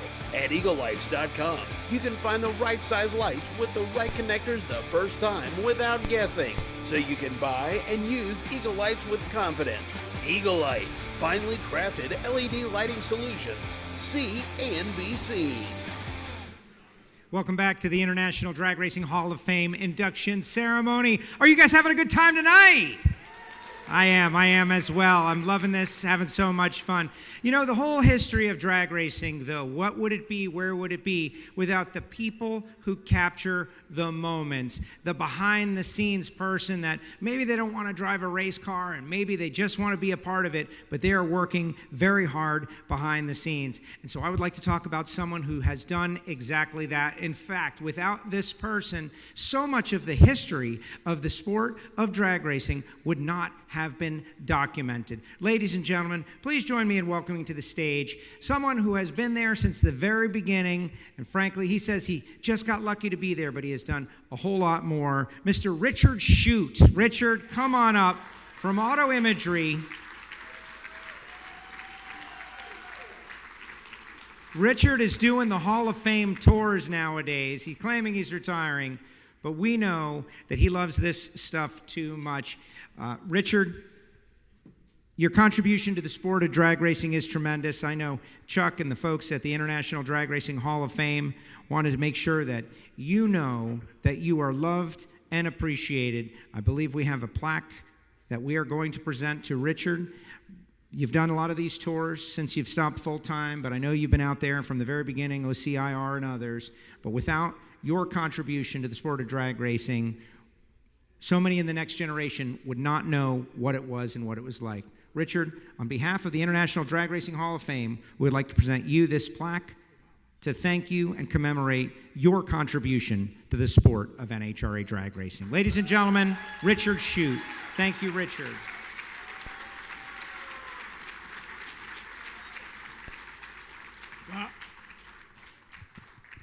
Wow. I mean, this is just beyond any comprehension that I could have. I love what I do.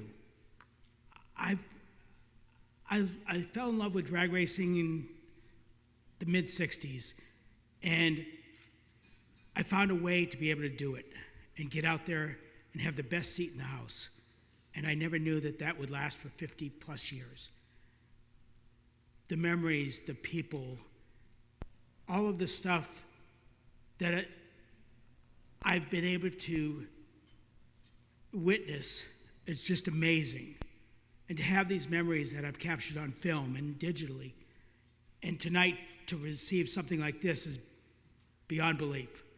I want to thank Don Garlits and Chuck and everybody in this room for the recognition that you've awarded me.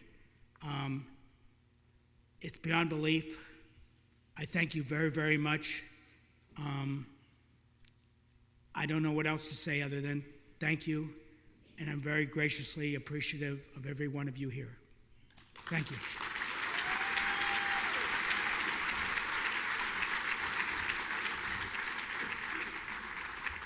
AutoImagery.com has been capturing the sport of drag racing on film for many decades. Richard, thank you. You deserve it. Everybody wants a collectible, whether it be a photograph, a very cool Scotch glass, or a t-shirt. What would drag racing be without t-shirts? We got t-shirts in the house here tonight, guys. Beautiful t-shirts after it's all over. When you exit the hall, you can turn to your right and check out the shirts if you would like a commemorative t-shirt of this event. The artwork is unbelievable, and you're going to want to commemorate this historic event here, the International Drag Racing Hall of Fame. All right, it's time to roll on. We're going to keep this show moving. We're going to throw it back to our host up on the screen, Big Daddy, Don Garlits.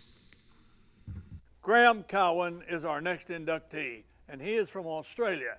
In 1973, him and his wife took everything they owned and invested it in a nitro fuel dragster. That got him into drag racing, and he loved Top Fuel. 1985, he came to the United States and he competed for 2 years in the NHRA circuit, was the runner-up at the 1987 Winter Nationals in Pomona. Then he went back to Australia in 1993 and he drove an Australian Top Fuel car, became the first man in the 5-second bracket. In 1995, he won the Australian Top Fuel Championship. That was quite remarkable. Then he put this Nitro series together. He called it the Outlaw Series. And this series became so popular, they put the New Zealand racers and the Australian racers together. He was a very popular guy down in Australia, and then he opened his own business, Rocket Industries, and he's there just today, one of the finest businessmen in Australia. Please welcome Graeme Cowin to the International Drag Racing Hall of Fame. Here's Morris McMillan to make the presentation.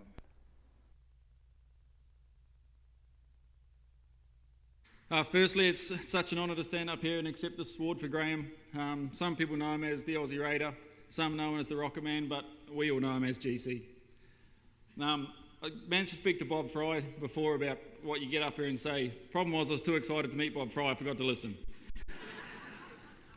What I want to start with is GC's wife, Wendy. This is not an award for GC, it's an award for him and his wife. Most people talk about the wives, pulling the purse strings, holding the money. Well, if you look at GC's shed with 12 nitro cars in it, I don't think she's doing too much of a good job on that. Now, GC started as just a truck driver with a passion for drag racing. Him and his wife, Wendy, as you saw, built Psycho, and to this day, he still sees himself just as that truck driver from West Sydney. The morning that Big Daddy called, he rings me up and says, "Morris, listen to this. And he plays me this voicemail from Big Daddy. He didn't even listen to the fact that he'd made the Hall of Fame. He was just that excited that Big Daddy had called him. But that to me really just showed that the racer that Graeme is, and he doesn't do this for the accolades, it's just about racing. Some of his biggest achievements came, without a doubt, here in the US. For him, challenging himself against the greatest is, that was the biggest challenge, and that's what he wanted to do in racing. And 1985, he runner-up in Pomona in Funny Car, and then I think it was 99 with his son Andrew behind the wheel at Indy was a runner-up as well. So, he was just really proud to come and represent his country and race against the best in the world. One of the big things about GC is not just his racing, but what he does for the sport. Every racetrack, every series, every sanctioning body in Australia has had the support of Graeme and one of his companies throughout the years. And the sport in Australia wouldn't be what it is without what Graeme's done. Now, unfortunately, Graeme couldn't be here tonight, but we have put together this video that he's done to accept this award.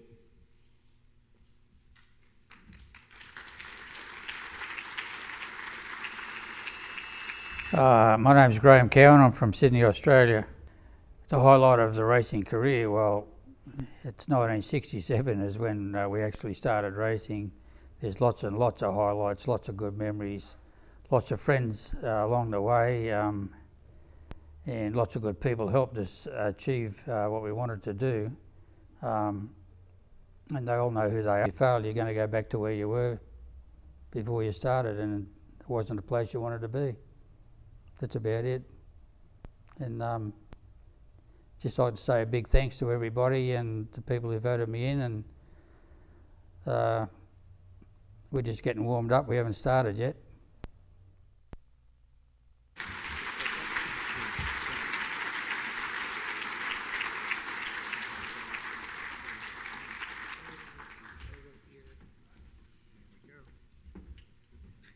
I just want to mention that drag racing is a family sport, but in this case, our family extends all over the world. And our Australian brothers and sisters, they're having sold-out crowds down there as well. Drag racing is as healthy as ever down under. So congratulations to Graeme Cowin. And thank you, everybody watching on the stream out there from all around the world. Thank you for your love of drag racing. We'll be back with more from the International Drag Racing Hall of Fame induction ceremony. Coming up, the moment you've all been waiting for. 16-time NHRA champion John Force goes into the hall. But coming up next, Sonny Messner gets his moment. A giant thank you to more of our sponsors, including Pat and Jerry Baltus. Pat and Jerry have been great supporters of the International Drag Racing Hall of Fame since 1993. We lost Jerry last year, but thank you, Pat. Thank you, Jerry. We appreciate your support. Greg Sharp has been a sponsor since 2015. Thank you, Greg, for your support of the International Drag Racing Hall of Fame. Thank you for making this event as great as it can be. And WFO Radio, that's me, guys. My podcast, been doing it for over 10 years. I am honored and humbled that I get to join this group. The least I could do is help out and sponsor. Shout out to the WFO table out there. Thank you all for joining us here at the International Drag Racing Hall of Fame induction ceremony. Improve the look of your car with Lightspeed Racing Wheels. Forged magnesium, aluminum, and carbon fiber, Lightspeed Racing Wheels are stronger, corrosion resistant, and lighter, improving performance, braking, acceleration, and fuel economy. With almost endless customization options, each wheel is custom made to order. For race or street, get the wheel that perfectly fits your needs. Lightspeed Racing, ultra lightweight wheels. Hey everybody, we're out here in the crowd. Look who I found. It's Shelly Muldowney, the three-time NHRA Top Fuel World Champion, countless other championships. How's it going, Shelly? How are you? Wonderful. You know, we wanted to get you involved. Isn't it amazing to see all these ladies going into the hall and thinking that you blazed that trail? I didn't know it was so easy. I wish I was there now. We would love to see you in the seat of a race car, of course, but getting together with all these folks and just being a part of this event. You come each year, you make the effort to come out here. It just wouldn't be the same without you. Your passion for drag racing is unequaled. Why is it that this sport has just hit you so hard and you've made it your life? Well, it always has from day one. It's the only thing.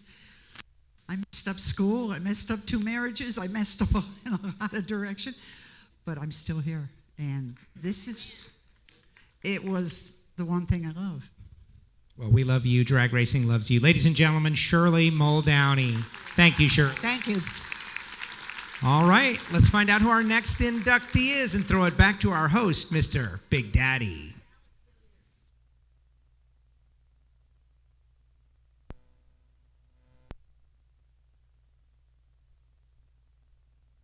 For our next inductee, we had to come over here to the Don Garlits Antique Car Museum. Now, even though it's an antique car museum, there's a lot of drag racing artifacts in here. And this particular car leads us to our next inductee, Sonny Messner. This car is a 1940 Studebaker, and these little cars were very lightweight and really adapted well to be made into A-gas cars. They were rounded up and turned into race cars all across the country. So one day, many years ago, Sonny, a great fan of the museum, found one of these cars in California completely intact, and he completely restored this car in his home garage and painted it by himself and gave it to the museum. And we're so proud of this because this is really a nice artifact to have. But Sonny has been such a help to the museum. I met the man in 1961 at Riverside, California. He was just a young boy, and Swingle and I were there with Swamp Rat 1 at the Drag News Invitational. And Sonny says, "Do you boys need a helping hand?" We always needed somebody to help out. In those days, that's where you got your crew, right out of the pits.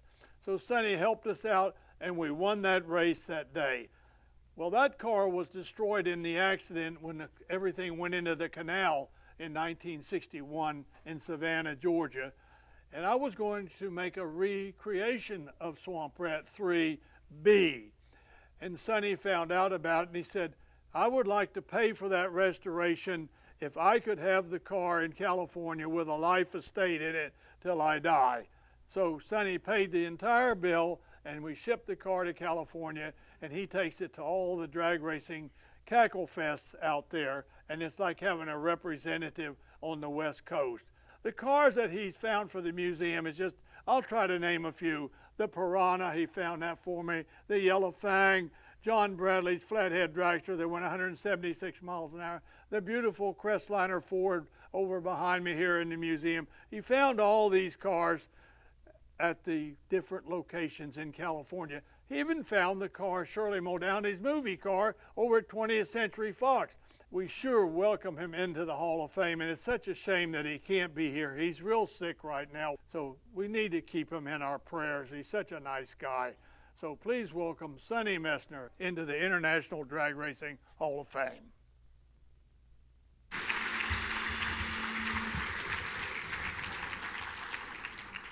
Thank you very much. It's a real pleasure to be here. See so many of my dear friends are out there, and I was just over to Hall of Fame induction for the Motorsports Hall of Fame Tuesday night in Daytona, and Boy, I'll tell you, everybody's got silver hair. And like I told them, it was a pleasure to be anywhere at my age. So I'd like to say a couple of words about the museum and the Hall of Fame before I get into Mr. Messner. You know, we'll be celebrating 47-year birthday for the museum this fall. And this Hall of Fame is 33 years old. And I like to say that when my wife and I started both of these ventures, all of our friends says, don't do it. Museums don't make money, and Hall of Fames don't last. And I always said, we didn't do it for the money, we did it for the love. We love the sport, and I love these banquets. I love seeing all these people. And I want to give a special thanks at this point. There's a couple of the inductees that made a great effort to be here, and I appreciate that. And all of the fans appreciate it. We love seeing these people that made so many contributions. And I was taking a real good look at the monument the other day. And do you know that the initial 5 or 6 Hall of Fame banquets, almost everybody on the monument has a black star. And I'm going to tell you, it's really sad to see that. The only good side of it is we know they're in a better place, and that's what's important. Anyway, we're going to keep doing it. The museum is very stable, financially stable. It'll be here for a long time. We could withstand a very serious downturn in the economy, and we would not be affected. So feel confident that the finances have been run properly. It is a nonprofit organization, and there'll be no auctions when I die. And my family's on the board of directors, and they all love drag racing, and the outsiders that are on love it too, and they know the importance of preserving the history. So we'll be fine no matter what happens to the economy. Now, of course, if we have a nuclear attack, that's different. But I can stand up here in front of you, and I can tell you straight out there will be no nuclear attack. No nuclear bombs will be sent with ballistic missiles anywhere. Trust me. They might use a tactical nuke in the field. They will never shoot a nuclear weapon into space and land back. I know that for a fact. And I won't say any more about it, but just rest easy, sleep at night. There's no nuclear bombs going to fall on America or Russia. Okay, Sonny Messner. This is one of the unsung heroes of drag racing. This is a man that gave his entire life to drag racing. Not for money. At one time he had a lot of money. He lost it all in a real estate venture, and he put him into just one little cabin on a piece of property in the desert in California where he lives. One time he was very, very rich, but a real estate deal went bad in California, and he was part of it. But I bet there's not hardly anybody in this room that knows who he is.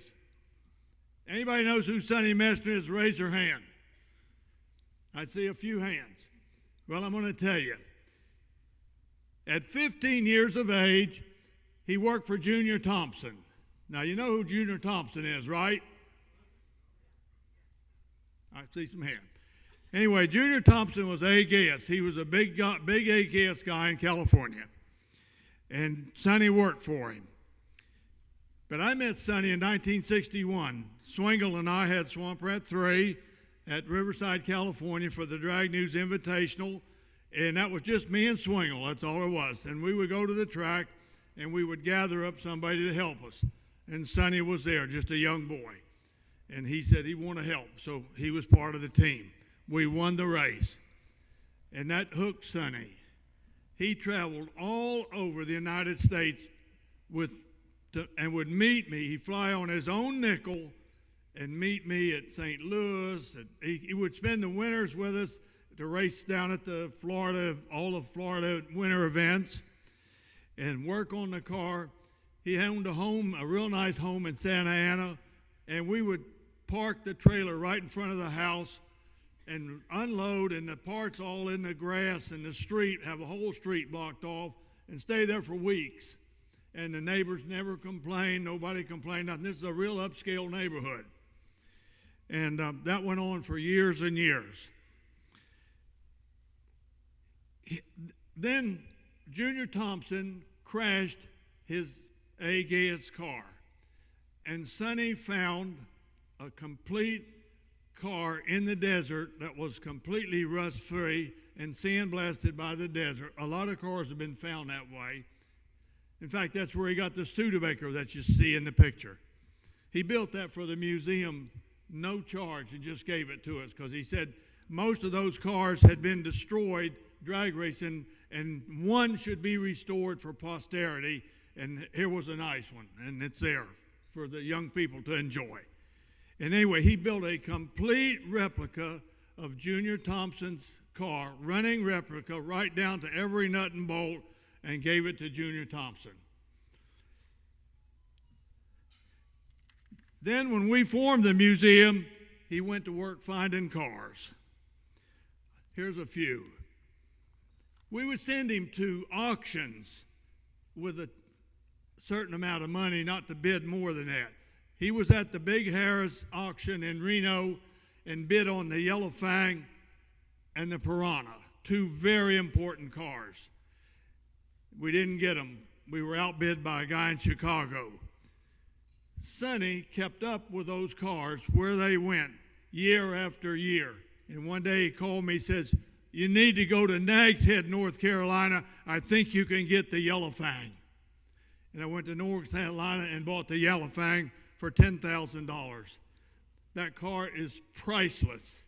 It's the only real race car that Big Daddy Ed Roth, my personal friend, ever built.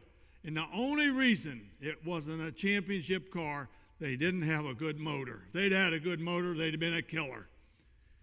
Then the Piranha. The Piranha was up in Northern California, and the guy that owned it died. And Sonny said, "I found the Piranha." We went up and got it. He had it stored at his house for years, and we brought it back finally to the museum and restored it. We have it just like it was when AMT campaigned it as a top fuel dragster. Rear engine, strange body. I mean, these are the kind of things we love for the museum, not just the everyday stuff. All these things that people did back when you did it any way you wanted to do it. He was instrumental in me getting the Shirley Muldowney car out of 20th Century Fox. He helped me go over and get it. He did all the work tying it on the top of my trailer. That's when we didn't have the great big trucks, and got it back to Florida. That real beautiful 1950 Ford Crestliner that's in the museum, an old lady had that in California. He found that for me. Got it, drove it to Denver, and then my wife and I drove it home from Denver. John Weeby's last slingshot, he found that for me. Negotiated the deal, stored it at his house until we could move it to Florida. And the parts that he found, just unbelievable. John Bradley's world record holding flathead dragster, 176 miles an hour with a flathead. We just had to have that car. We didn't know where it was. Sonny found it, gathered it up, took it to his house, the pieces, saved it for a year or so, and we brought it back. Right now, as we speak, he has a 1954 Ford, the first Ford with the overhead valve engine with the see-through hood. They made 107 of them. They were not supposed to sell any of them. 2 of them got away. Sonny found the one. It was in California An old lady had it. She bought it when she was a young woman. Somehow she got it out of the dealer. They were not supposed to sell them with those see-through hoods. They were just for in the showroom in 1954. There was a light in the engine compartment, and the hood was down, but you could look in and see the new overhead valve engine. 17,000 miles on this car, never been touched. Sonny got it for $25,000 for it. And the other one I saw on an ad in Hemming sold for $65,000. It just goes on and on. Anyway, a number of years ago, I decided I was going to recreate the Swamp Rat 3B, as in boy, that won the Riverside race. And I was gathering these parts up because there's a lot of strange stuff on those early cars. Sonny found out about it. He said, I would like to pay for that entire restoration if you'll let me have the car till I die. And then I'll take it to Cackle Fest in California and represent the museum. He paid the entire bill. The car is in his hands. He keeps it just immaculate. Maintenance it, goes all out to those Cackle Fests. Steve Gibbs can tell you, he goes to every one of them, no charge. Represents the museum. He's real sick right now, and he couldn't come back. And but I just was notified just before I came up here that there's a video going to play of him accepting. I didn't even know we got it. But he is really a special guy, and we should all hold him up in our prayers that he gets better and he can get back to doing what he loves to doing, and that's promoting drag racing and going to those Cackle Fests in California. He just loves it. It's the hit of his life. And I just love him, and I'm so happy that he's been put in the Hall of Fame to be recognized. Thank you very much.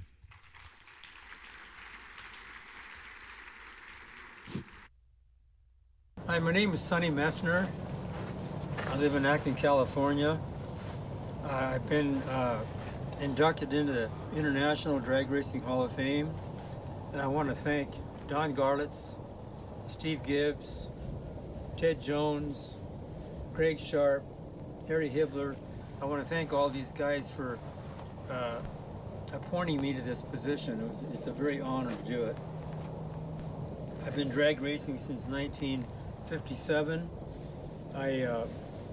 There was no funny cars when I started drag racing, and I created the 41 Studebaker that Junior Thompson ran, and then not long after that, when the Willies began to become popular, we built a Willys, and I built that Willys too. And I've been drag racing ever since, and I met Don Garlits in '61, and that changed my life forever. And I just want to thank everybody for all the stuff that they've done, especially Steve Gibbs. Thank you.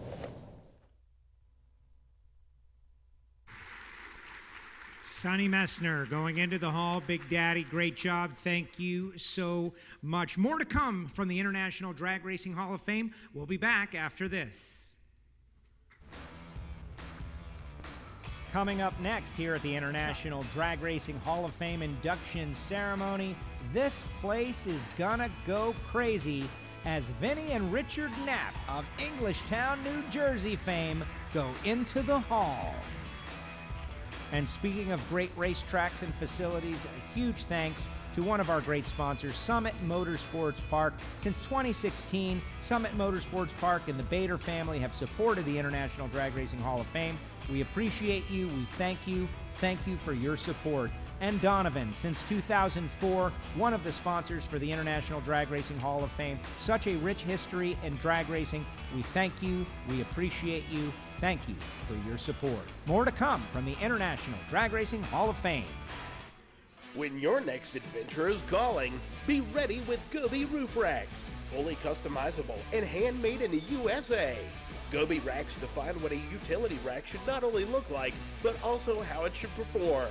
Created with the adventurer in mind, Goby racks will easily carry your most demanding cargo for the life of your vehicle, and it will look great doing it. All seasons, all adventures. Start your dream today with Gobi Roof Rags.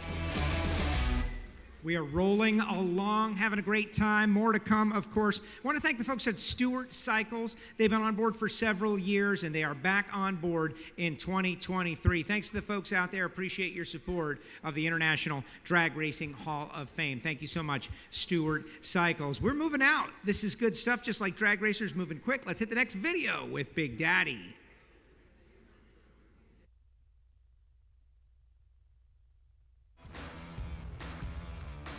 Coming up next here at the International Drag Racing Hall of Fame induction ceremony, this place is gonna go crazy as Vinny and Richard Napp of Englishtown, New Jersey fame go into the hall. See, Vinny and Richard Napp is the junior dragster. Of course, there's Englishtown, which is a whole nother story. But they are the ones who actually perfected the junior dragster and made a class out of them. A lot of people built junior dragsters. I have one here that the family built their children. This is one Mickey Thompson built. I have one that I built. But the Napp brothers actually created the class for the cars that became the National Junior Dragster. And we have some of those here in the museum too. But from my heart, it's the Englishtown drag strip that I love the Napp brothers for. They purchased over 300 acres in Old Bridge Township way back in the 60s. By 1965, they were open and running and having great races at that Englishtown drag strip. In 1968, NHRA awarded them the Spring Nationals. That was their first big national event. I remember it well. I won the race. And then in 1973, they got the Summer Nationals, and that stayed with them till they closed the track. And that was really a big blow for drag racing. Lost the Englishtown track because the Englishtown track, a lot of people don't know this, but it took the #1 spot away from the U.S. Nationals for the most spectators at one point in drag racing, and was only finally overwhelmed by the Gainesville track, which finally became #1. But Englishtown will always be remembered for having such great racing services and such great people promoting it. It was a family that was truly dedicated to drag racing right from the core. But please welcome Vinny and Richard Napp into the International Drag Racing Hall of Fame. Here's Louis Bloom to make the presentation.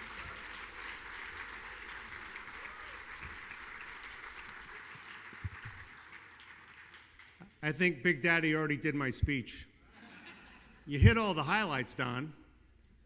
It's great to be here on behalf of the Napp family, and I'm talking about two people, so it's going to be a little bit longer than normal, so please bear with me. So why are Richard and Vincent Napp members of this year's Hall of Fame induction ceremony, the class of 2023? Well, the answer is simple. They started and own one of the most kick-ass drag strips ever built. Simple fact.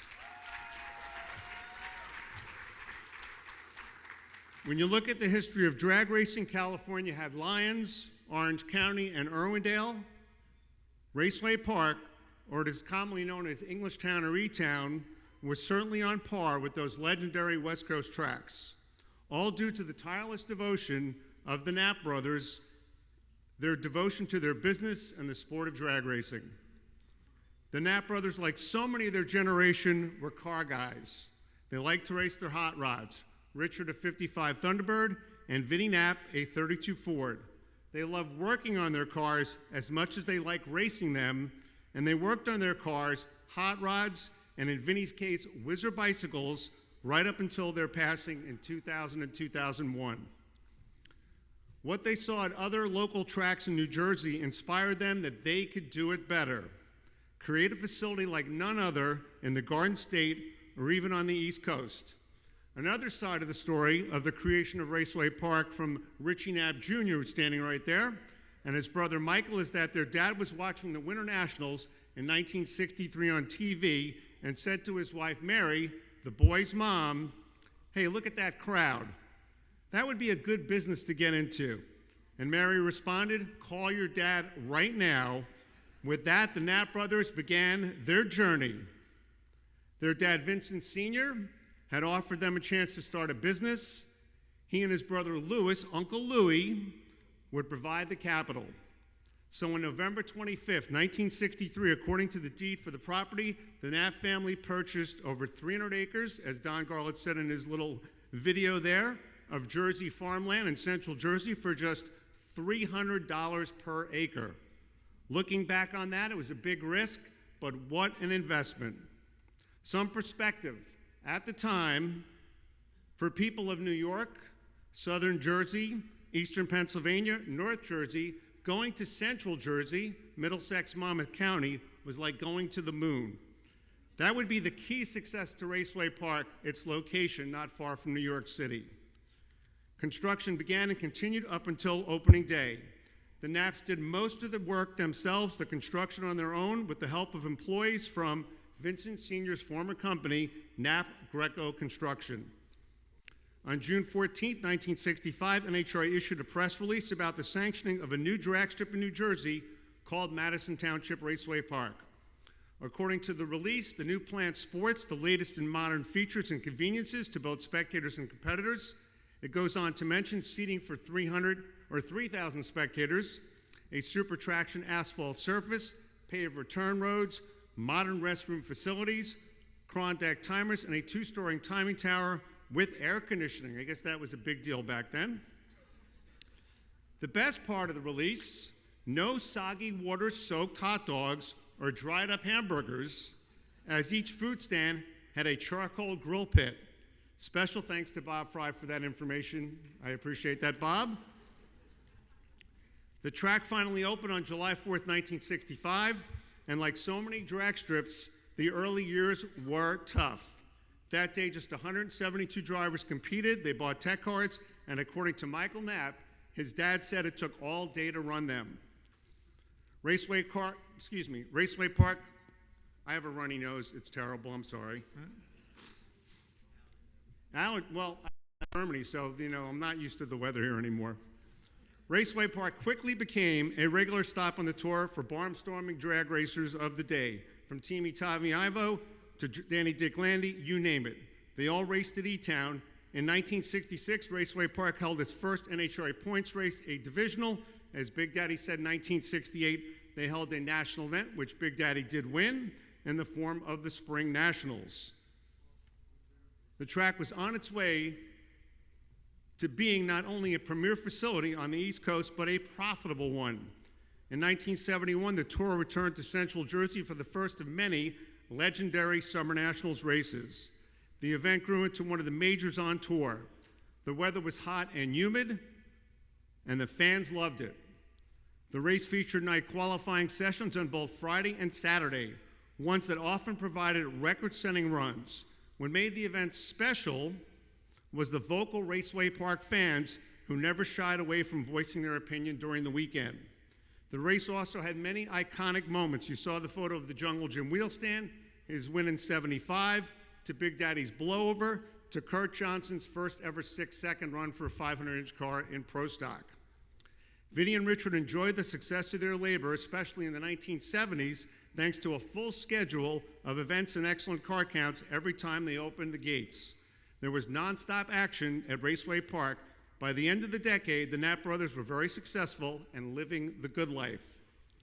The only drawback about being only 1 hour from one of the largest cities in the world was something called suburban sprawl. Land developers were now turning farmland near the racetrack into housing developments, and with that came complaints about the noise coming from the drag strip. Eventually, the Napp brothers agreed to build a wall around the track and race according to a strict noise curfew. Anything else? Like anything else, the Napps made adjustments. That would be the start of the 1980s. The track took on a new direction, less noise, more creative events, like the swap meet, which obviously created no noise for the neighbors. There was one driver, Vinny never missed booking for an event in the late 70s through the early 2000s, and that was John Force. He would be Vinny's replacement for the late Jungle Jim Lieberman. Vinny needed a new star, someone who had personality and could entertain the track's rabid fans with long, smoky burnouts and wild runs down the quarter mile. John would be that guy. Vinny would support John way before his breakout seasons in the NHRA with not only match race dates, but also financial assistance during the long winter season. A famous story about their dealings involves Vinny working in a trench, putting together some pipes. Forrest wanted to, talk about money.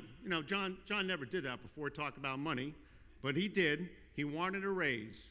Vinny responded, put on those rubber cement boots and get your ass in here and we'll work it out afterwards. Forrest jumped in the trench. The rest is history. Deals were made. The Napps in the early 90s would also build a new timing tower that included hospitality suites in an effort to retain its super track status. The tower, according to Kenny Landman, was built by Vinny and Richard along with just a few workers. They also replaced the wood bleachers with all new aluminum grandstands, creating a stadium-like effect. New track lighting was the last of the upgrades. Vinny purchased used 100-foot light poles from the Florida Turnpike Authority. He went to Florida and had them trucked back to New Jersey, accumulating countless tickets along the way. Like most Napp projects, the family installed the light poles themselves. Racing in the 90s featured some new trends. Vinny was always trying to be one step ahead. What's the next wave? The spring of 1990 featured the E-Town debut of a new exciting class called Pro Modified under the banner of the United States Super Circuit. It was the debut of a class that in some ways replaced the funny cars of the match race days, which became too expensive at that point. In 1992, another event drew national media attention, and that was the Mustang 5.0 versus the Buick Grand National Showdowns. As Mike Napp would say, we did some cool stuff, and Raceway Park did. Trends toward new events would continue in the 1990s with import races, lifestyle events, along with traditional races, like the Nationals, the truck race, and the Night of Frills, which typically featured Shirley Muldowney, Robosaurus, monster trucks, and jet cars. The next generation of the Napps would start to work at Raceway Park on a regular basis. Vinny's sons Alex, David and Ryan, Richard's son Richie Jr., Michael, Jimmy, Robert, and daughter Laura. Now, Vinny's sons Drew and Ken are here tonight, this evening. They're sitting over there. They're clones of their dad.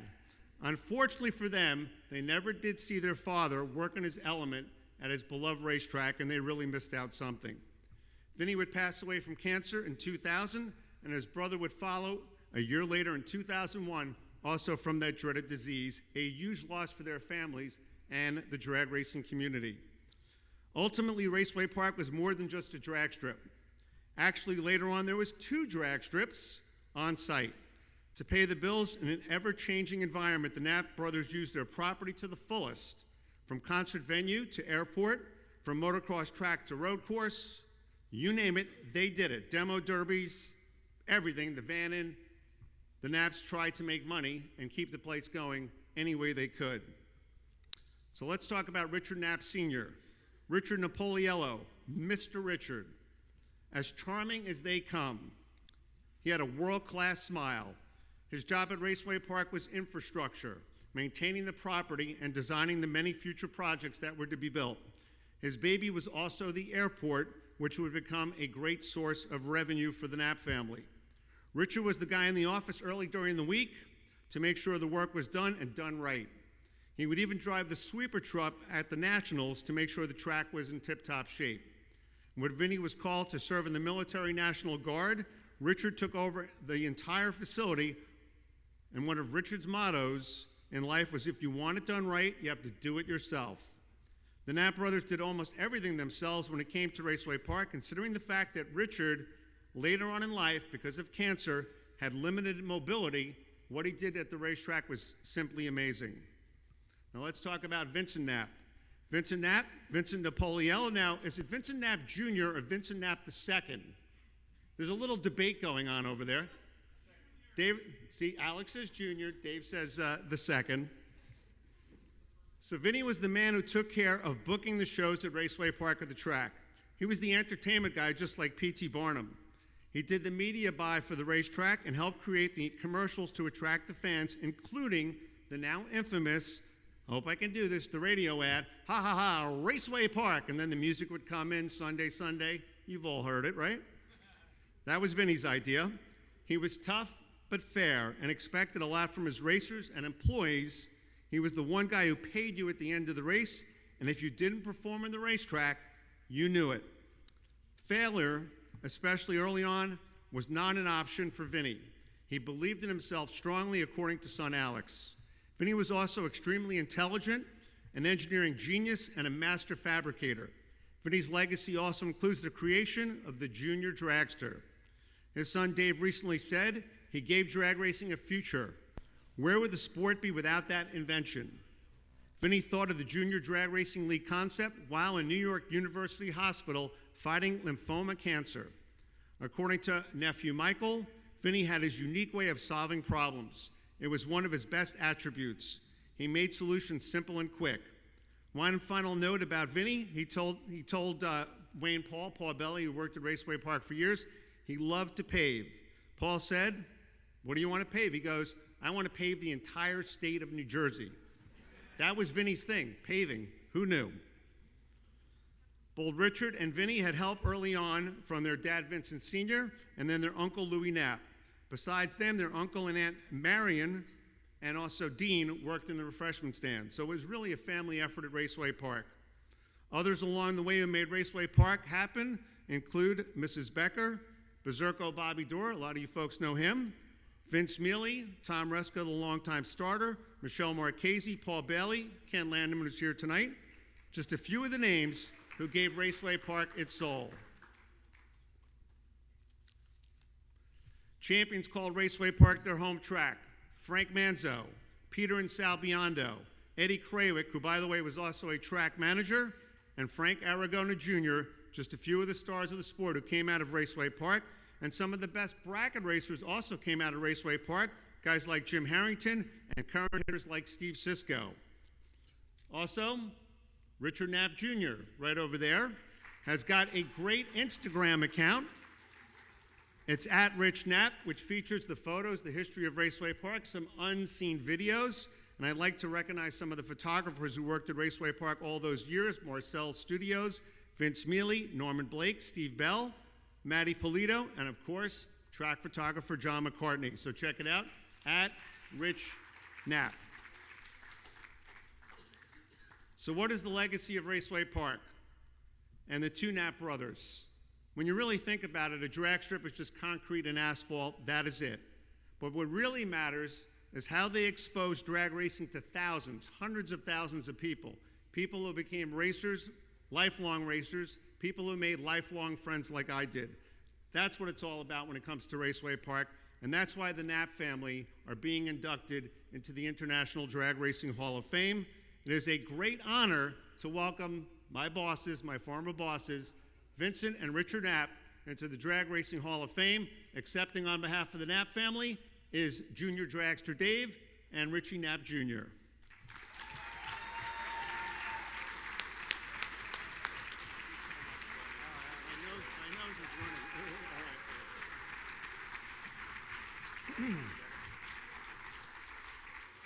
I just want to say, being in this room with the dignitaries and so many racers and people that work in our industry that I admire tremendously is the honor of my family's, at least in my opinion, of our lives. Sorry, that speech really got to me. I would like to begin thanking the induction committee. Steve Gibbs, you went above and beyond. Shirley and John Force, who, along with Bunny, I don't even want, that one got me too, but the racers that came through our gates, and I can't thank them enough, for all of you for doing that for us. I also want to thank the induction committee for acknowledging track operators. This is a business where if there's no tracks, there's no racing. And we've been learning that in the last few years, so this acknowledgement is very meaningful. I want to thank Louis Bloom for traveling from Germany to be here.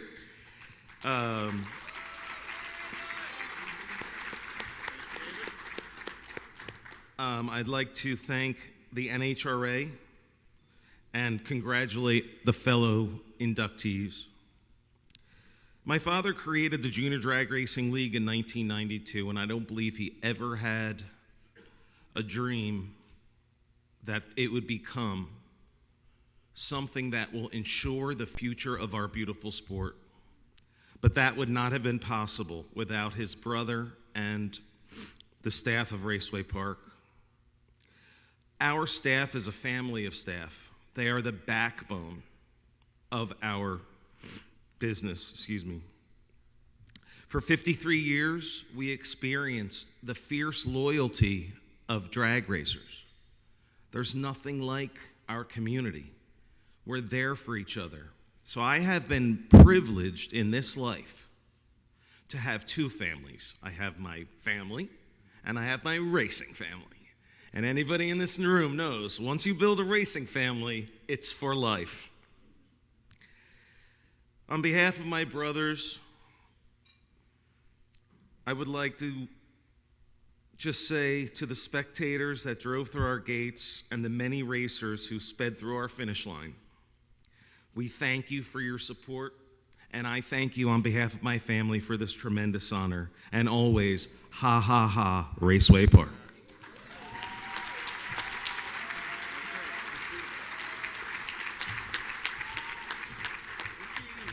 Good evening, everybody. I'm the oldest son of Richard Napp. It is an honor to speak here tonight, and I guess you guys can imagine what it must be like for a son to be able to talk about his father, especially at this kind of event. I heard a quote once: "Perseverance is not a long race. It is many short races, one after another. In our case, 1/4 mile at a time." I'd like to share a story about perseverance, and it's, as Louis mentioned, $300 an acre. Well, that was a good one, because the story that I have to tell is that the property at Raceway Park, when they purchased this, was very, very wet. The bulldozers kept getting stuck over and over again. And my father told me about this story about my grandfather on a bulldozer in a suit and tie, very unusual. It got stuck completely over the tracks, down to where I've heard stories about them just leaving him there. My father drove 2 days to Western Pennsylvania to get 2,000 feet of cable and a pulley system. With only 2 bulldozers and a grader, they couldn't afford to buy another machine. So they wrapped this cable around a series of pulleys, and with the grader as a dead man, the other bulldozer on dry ground, they pulled this bulldozer out. That is perseverance. Maybe I got a little ahead of myself. When my grandfather was stuck in this mud, he cried. He was crying. My father somehow wandered through this mud and got up on the bulldozer and put his arm around him and said, "Dad, what's wrong?" And he said, "We're snake bit. We're never going to make it. I've lost everything." My dad said, "Don't worry. We're going to figure this out." That's perseverance. My father came up with a great idea, a brilliant idea, is that they waited for the winter for the ground to freeze. And they pushed these big 3 feet of frost soil into swales, aiming the swales off the land. When the spring came, those big giant chunks of ice melted and the water ran off the land. It gave them an opportunity to not take the chance to lose any more bulldozers. That was a sign of relief. When they finished this amazing adventure, they opened the gates 4th of July, 1965. As the story goes, not many people came. My grandfather, once again, was a little upset. He He said, I've lost everything. We're never going to make it. So my father came up with another idea. Along with his brother, Vinny, they went to California, to Southern California. And it was on a Disney trip with me and my brothers. And after they were done with their family duties at Disneyland, they ventured off into Southern California to look at some drag strips. They knocked on the door of a trailer at an old abandoned drag strip. The old man came out of the trailer and he said, do you mind if we walk around and take a look at your place? They walked around, they took a look at the place. And when they were done, he asked the man, how do you advertise? How do you advertise this? He says, well, I want you to listen to something. And he had a tape. That was the Raceway Park Laugh. An amazing tape that I still have. It was too long to be able to add content to it, so they sped it up to make the iconic Raceway Park commercial. With this new commercial in hand, they came back to Englishtown and they hired some big name racers. Dick Landy, the Pacers, many, many others. On August 15th, 1965, 3,000 people came. That was a pretty good day. My grandfather was very happy. They were working out of the trunk of the car, no ticket booths, filling the trunk with money. My grandfather was, needless to say, happy. The sad part about this is that only 4 years after the drag strip opened, my grandfather passed away. He knew when he was done that his two sons were going to be okay. And my father told me a story about what my grandfather said before he died. He says, as long as you get out of bed and go to work every day, you'll be fine. When my father passed away, he told me the same thing. I still do it to this day. And once again, you can just imagine how it would be for me to talk about my father. It's an honor and a privilege. And I have to thank, Don Garlits, the Drag Racing Hall of Fame, and all those that are involved with this amazing event. The stories about what they contributed is a list that's way too long. But there's many. So with that, I would like to say thank you very much, and I appreciate this time.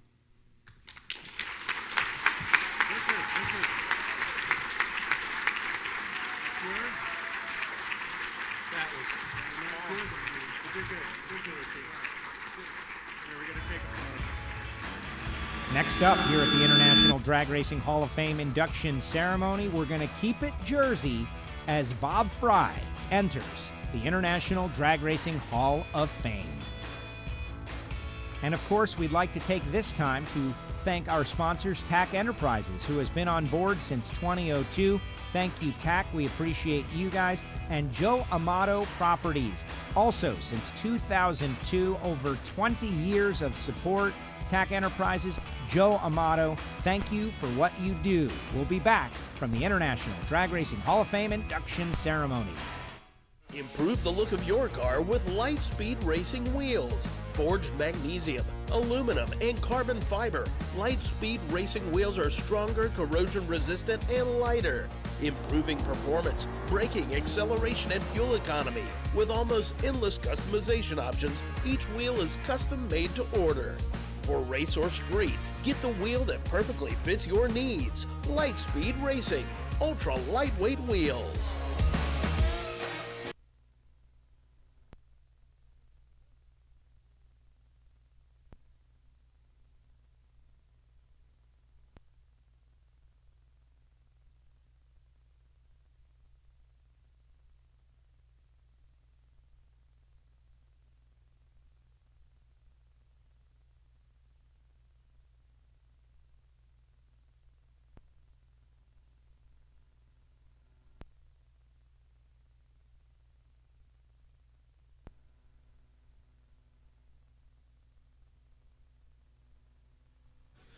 All right, we're out here in the crowd. We're getting down to it, almost there. We have a communication from across the pond. We were shouting out to our Australian brothers and sisters. I got to tell you, we just got one from the British Drag Racing Hall of Fame. Get this. On behalf of the British Drag Racing Hall of Fame and the Stu Bradbury family, congratulations are wished to all of the 2023 inductees and award winners tonight. And y'all have a great night, courtesy of Bev Bradbury. Thank you so much. And look who we found. We had Justin Ashley in the crowd. The International Drag Racing Hall of Fame is not only about the past, but about the present and the future. How motivating is it to you, Justin, to see these drivers go into the Hall of Fame? It's very motivating. And to be honest with you, Joe, it's an honor really to be here. There's so many individuals who have accomplished so much, and the sport has so much history. So it's definitely motivating when we see all these people that have made so many contributions get up there and talk about how meaningful the sport is and how much it means to them. Can't wait to see you on track this weekend. Appreciate it. Thank you. All right, let's go to our next video with Big Daddy. Who's next going into the hall? The Founders Award is an award that we give to an individual each year, somebody that probably would never get into the Hall of Fame, someone that we feel has really done a tremendous job for drag racing, but we never see their name even on the nomination list. This year, that person is Bob Frey. He was the announcer for the NHRA races for years and years, the official guy. He also emceed our banquet for many, many years. But a little known thing about Bob Frey is he is also an avid collector of drag racing artifacts. And for years, we never had to pay him because he would come here to the museum and he'd walk through the place and he'd look at little different things, real things, like this cow right here. This is the original cow off of Swamp Rat 14, the first rear-engine car that won a championship race. And this was on the car at the first couple of events that it appeared at, and also all the testing that was done. Bob wanted this so bad that we just wouldn't let him have it. But we did give him an awful lot of pieces out of this museum to MC our Hall of Fame. I'm going to have to go up to New Jersey sometime and take a look at this place because I like museums and I like Bob Frey. He's such a likable guy and he put so much color into the banquet. He always had funny little stories to tell. He just kept people on the edge of their seats. And we truly believed that he should have the Founders Award this year. So please welcome Bob Frey into the International Drag Racing Hall of Fame. And here's Rick Green to make the presentation. I'm sorry I couldn't attend tonight. Congratulations to all the Hall of Fame inductees this year. A special shout out to Linda Jones for being honored with the Pat Garlits Award. Well deserved. Bob Frey, announcer, statistician, and drag racing historian. Above all of his professional accomplishments, it's Bob's commitment to his family that makes him the man he is. His lovely wife, Diana, and 3 daughters, Julie, Denise, and Janice. He also has 6 grandchildren, all boys, after raising 3 girls. Bob has an unmatched passion for the sport of drag racing. You all know he is a great announcer, but did you know that he has a love of the history of drag racing? He has an extensive library of books and magazines, a full collection of National Dragster, Drag News, Carcraft, and Hot Rod magazines from the era, to mention a few. A lot of those articles he has cataloged. He may even have an article or 2 cataloged about the inductees tonight. As he was wanting to improve his announcing skills, he began doing statistics. He assembled a library of stats unmatched. He has driver stats for all of the NHRA Camping World Drag Racing Series, Lucas Oil Drag Racing Series Top Alcohol Funny Car, Top Alcohol Dragster, the Pro Mod Series, and the Factory Stock Showdown Series. He also has big databases, as we call them, for each category with all the races and the race results in them. He also has some files about #1 qualifiers and all the winners and runner-ups from all the national events. Those are just to mention a few of the stats in his library. Now, What we know and love about Bob, his announcing. He started announcing in 1996 at Atco Dragway. He has announced for NHRA, IHRA, AHRA, and did you know he once announced drag races for NASCAR? Yes, that NASCAR. He started announcing full-time for NHRA in 1990 until he retired in 2012. In all those years, he only missed one race, the 1992 Maple Grove event, which was at one of his 2 home tracks to go to England for the NHRA Today Show. He was an NHRA ambassador visiting many member tracks to do special spotlight shows for them. These were big deals for the NHRA tracks. I truly believe it was the race in Phoenix in 1992 that Bob came into his own. The way he handled all the record-setting events that weekend was unbelievable. Finally, because of his passion for the sport, he was always made himself available to do charity work, emceeing special events. This was the fun part for me because Bob would ask if I wanted to attend. At first, I thought Bob really liked me, but then I figured out he just wanted a driver. He really didn't like driving after dark due to the incident in Dallas. Bob would always MC the big draw auction. Well, there had been a rain delay that day, and so the racing and the auction ended at the same time. Bob was ready to get to his room. He asked one of the Motorplex people if there was a shortcut.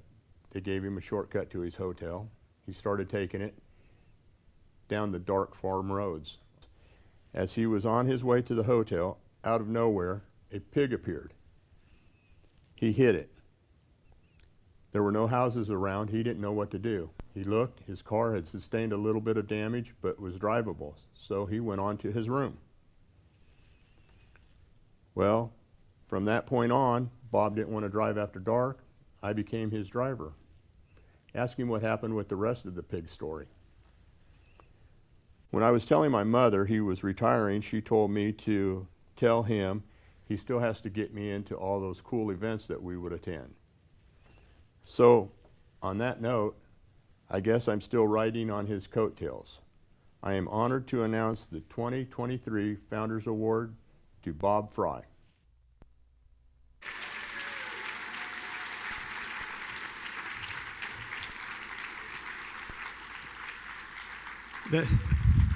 Thank you. That was Rick Green, by the way, and Rick wanted to be here, but he tripped and fell at home, literally, and cracked 2 vertebrae in his back and couldn't make it here. So it must be the drugs that made him say I first announced in 1996. It was actually 1966. But there have been a lot of pictures that have run tonight, and I wanted to thank Richard Shute, by the way, who is here at the table with us tonight. Richard shot a lot of the pictures. Some may still pop up. There were a couple that I had to mention. As Rick mentioned, I loved working for the folks at Draw, raising money for them. And one year we were at the auction, and somebody had bought a silver tiara, like a crown for beauty queen, and asked if I would wear it on the starting line the next day. And I said, well, if we can get a bid of $5,000, I'll wear the tiara. We got the bid. I wore that on the starting line the next day. And ironically, one of Tony Schumacher's teams had a 4-star Army general that I had interviewed during the pre-race. I interviewed him. He kept looking up at the tiara, and I don't know if it was cause and effect. That was in October of that year. In November, the Army announced they were canceling sponsorship of the Top Fuel car. I like to think it was a coincidence. There was also a picture that may pop up yet where I wore a devil dress onto the starting line. At the draw auction, somebody asked if I would wear it. The event was in October. I said, if we can get a bid of $5,000, I'll wear it. They raised $7,500, and the next day I was wearing a devil dress on the starting line at Dallas. The one other time that I raised money for draw, Dave McClellan and I were at Indianapolis. We finished the draw auction, and Dave said, how about a nice round of applause for Bob? Bob would do anything for draw, including give you the shirt off his back. Well, somebody said, I'll give you $1,000 for the shirt. I said, well, keep the bidding going if Dave will take his shirt off too.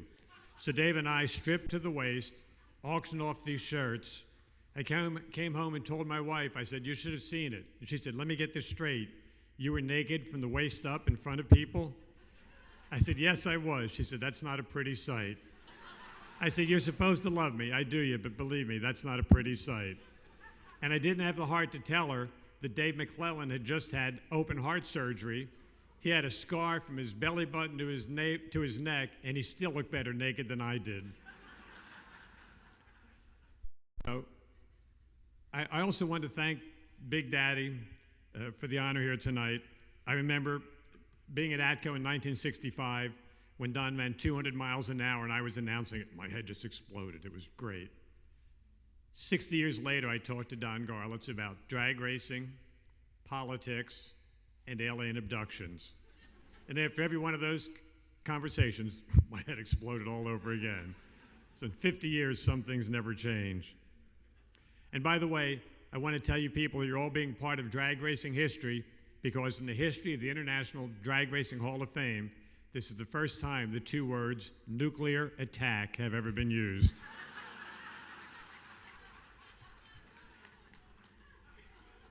There are over 250 people that are in the International Drag Racing Hall of Fame. There are 24 people that have been honored with the Founders Award. One of the first to be so honored was Wally Parks. So to be in the same conversation with Wally is something I will cherish forever. The name of the award is the Founders Award. And since Don Garlits is the founder, to be used in the same sentence as Don Garlits is something that I'll always cherish. Now, a lot of you noticed when I was out there in the lobby earlier, I'm wearing this little gold pin that at face value, looks like the Wally Trophy that they give out at the NHRA drag races. Well, if you look closer, the driver is holding a microphone. This little pin was given to me by a sportsman racer 30 years ago, and I cherish it every day. I'm also wearing a championship ring that was designed by Chip Foose, given to me by NHRA and Coca-Cola the year before I retired. I was the only non-driver ever to be presented with a championship ring, and I cherish that every day. But more than the jewelry and the gifts are the friends that I've made in this sport over the years, many of whom are in this room here tonight. And believe me, I cherish your friendship forever. To be able to call legends of the sport my friends is something that I never take for granted, and it's something that means more to me than you will ever know. I have two people to thank, basically, for my journey in the sport of drag racing. One is somebody you've heard of. The other one is somebody you probably never heard of. The one you never heard of is my best childhood friend, Dan McIsaac, who is here with us tonight. Dan and his father took me to my first drag race in 1964. I remember getting out of the car, walking up and seeing the track at Atco Dragway, seeing it was a completely straight line, and I thought, this is going to be boring. But after I saw the first two cars go down the track, I was hooked. About 2 weeks later, Danny and I wanted to go back to the track. My brother Mike, who is here with me tonight, heard us talking about how exciting it was, and Mike said he wanted to go to the drag races with us.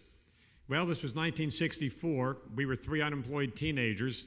It cost $5 to get in, and that was a lot of money. So we figured the only way that we could do it was if 2 of us hopped in the trunk and snuck in. So Danny and I, being the 2 smallest ones, got in the trunk. We drove in. And everything was going great until Mike got to the gate, and the lady taking the ticket said, "How many?" And Mike said 3.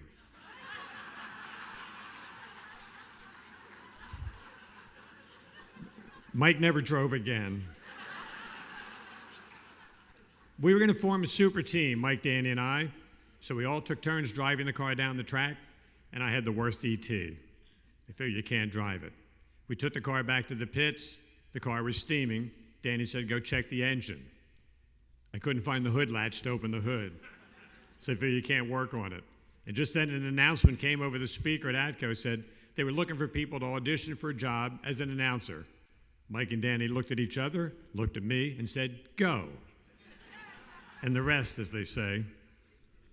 The other person I have to thank is Lyndon Baines Johnson, the 36th President of the United States. Now, Don, I know he's a Democrat, so don't rescind the award yet, okay? But you see, I volunteered to go into the service in 1965. Yes, ladies and gentlemen, I volunteered during the height of the Vietnam War, which just goes to show you, you don't have to be a genius to get an award from Don Garlits. Anyway, after basic training, the Air Force asked me where I wanted to go. And of course, being from New Jersey, I wanted to go to California. I wanted to see Lions and Half Moon Bay and Kingdon and all the great tracks out there. And of course, when you asked to go to California in the service, they sent me to New Jersey. I got to McGuire Air Force Base in New Jersey on January 10th of 1966. I dated my wife, Diana, for the first time on January 22nd of 1966. I announced my first drag race at Atco Dragway in April of 1966. So if the Air Force had sent me anywhere else except back to New Jersey, I wouldn't be here tonight, and you guys might be honoring Alan Reinhart.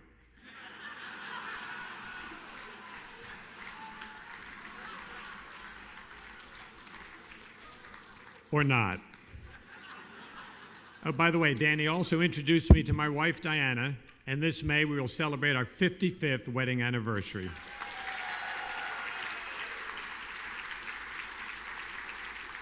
And I always thank my wife, Diana, my 3 wonderful daughters, one of whom is with me here tonight, for their love and support, because they made my travels on the road so much better, because I knew I'd always come home to their love. And just to show you one of the reasons why I just love Diana so much, we were sitting around the house a little while ago. Diana looked across the table at me and she said, "You know, after all these years, you're still cute." No, wait, that wasn't the joke. And I looked at her and I said, "Look, that's nice of you to say that, but I realize I'm just a skinny, geeky, bald-headed guy with glasses." And without missing a beat, she said, "Yep, but you know how hard it is to find all those qualities in one guy?" I've been blessed over the years to be able to announce for a lot of people in the sport, from John Mulligan to John Forrest, from Bob Moravez to Bob Tasca, from Larry Dixon Sr. to Larry Dixon Jr., and I've enjoyed every minute of it. I've announced on 2 continents, 5 countries, been to almost 200 tracks, and enjoyed every minute of it.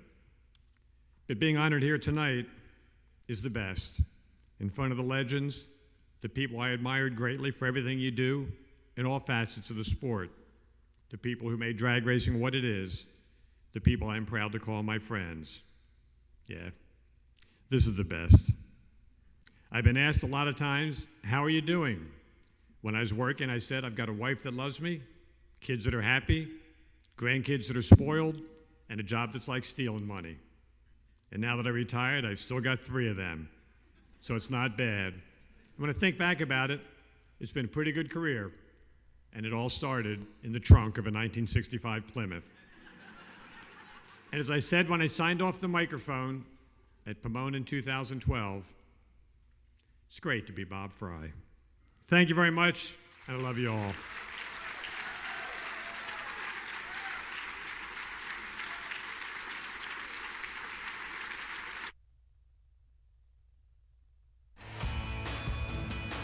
Coming up next, the 16-time NHRA Funny Car World Champion, John Force, enters the International Drag Racing Hall of Fame. And it is all possible because of our sponsors, including Hilton. We appreciate the Hilton. The room has grown, the service is amazing, and we thank you greatly for your support of the Don Garlits Museum of Drag Racing International Drag Racing Hall of Fame. And of course, John Force Racing. Since 2002, John Force Racing has supported the Hall of Fame inductees, and now he will become one. Coming up next. At Eagle Lights, we're off-road and motorsport enthusiasts at heart, and one of the largest aftermarket LED headlight manufacturers in the world. Manufacturing the highest quality LED headlights and motorcycle lights possible. At EagleLights.com, you can find the right size lights with the right connectors the first time without guessing, so you can buy and use Eagle Lights with confidence. Eagle Lights, finely crafted LED lighting solutions. See and be seen. John Force, one of my favorites, one of my heroes. What can you say about him? I couldn't even begin to tell you the winnings. I'll just tell you he's won the World Championship 16 times, and oh my God, it's all the records. He's still out there racing. But I would just like to tell you that John Force is my hero because he paid his dues. I remember back in the 60s when he was just working on his car just like I would. He would come to the races, his car and one helper. He's in there checking the bearings just like me in the motel parking lots. He didn't have 2 nickels to rub together, but he was still out there fighting it. And then finally, he got a good crew chief, and he was on his way. He has done so much for drag racing, so much publicity. He had his own TV show. Should have been in the Hall of Fame years ago, but John didn't want to be in the Hall of Fame so early. He said, my sponsors might think I'm retiring. Oh my God, I don't think he'll ever retire. Anyway, it gives me so much pleasure to welcome him into the Hall of Fame. He belongs in here. He's one of the idols of drag racing, and he would have been number 1 if it wasn't for me for the 50 years of drag racing. He finished number 2 behind me. I just had such a head start on him, that was all it was. And he's such a likable guy too. He's so good with the fans. He's been so good for drag racing. I mean, I would have to say that I believe that John Force is responsible for the period that the sport is enjoying today, the publicity that it gets and the professionalism. John Force was one of the leading forces that brought all this to happen. He definitely belongs in the International Drag Racing Hall of Fame. And please welcome my good friend Dave Densmore to make the presentation.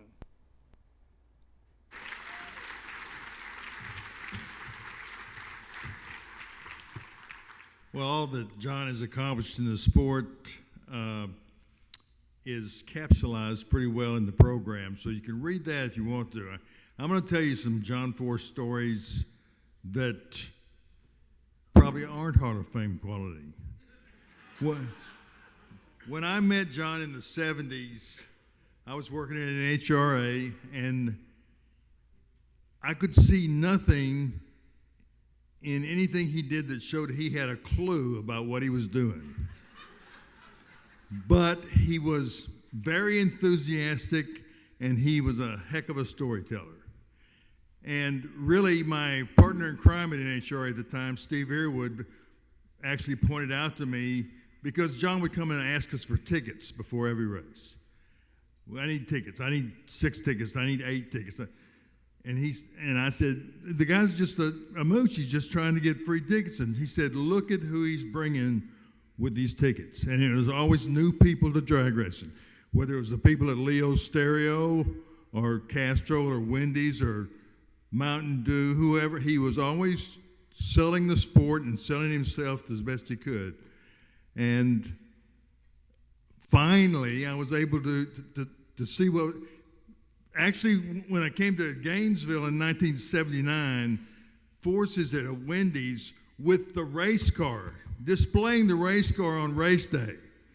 It was displayed in the morning and took the car to the racetrack then after that. That was the year he got into the show, back when NHRA had the brake rule, and Larry Fullerton couldn't race, and John raced Tom McEwen first round and got beat. But throughout the years, I finally went to work for him in 1987 when Castro created the super team, and we worked together for 29 years after that. And I used to be much taller. But some of the fun we had, you could just not have that fun today because they would just jail us and probably throw away the key. But it's a ride with John that I wouldn't take anything for. It was great times. We won a lot of races, but we had fun even when we weren't winning races. And to have been a part of that for so long and to still be associated to some small degree today kind of keeps me involved in the sport. And I still love the sport, and I still love John. Everybody, when you get to a point where you're winning races, everybody has talent. The determining factor beyond that is, do you have staying power? And John Force has staying power. Before he had his crash in Dallas in 2007, he had won 14 championships in 135 races. No, 130 races. Then they air flighted him out of the motorplex into the hospital, and there was a race in Richmond like 2 weeks later. I put out a press release that said John wasn't going to compete in that race, and he was going to fire Elin Werner and I because we didn't know he wasn't going to race. He had 2 weeks to get well. And it was some of the best times were when he was in the hospital, surprisingly enough, because he told us some stories about he was having a conversation. Somebody came into his hospital room every night, and he had a long conversation with him. And we couldn't figure out who it was. And finally, it was a jack-o'-lantern that I think Ashley put in the room. It was around Halloween. So he was high on drugs, and he'd talk to the jack-o'-lantern every night and tell us about it. But anyway, he recovered. Even though the doctors said he wasn't going to race again, he fought through it. He recovered, and we were with him for that long journey. And he came back and won 25 more races and 2 more championships. So when he won last year at Charlotte, that was 34 different seasons he's won at least one NHRA national event. So if that's not staying power, I don't know what is. So without any more fanfare, the newest inductee into the International Drag Racing Hall of Fame, the man, the myth, the legend, and my good friend, John Force.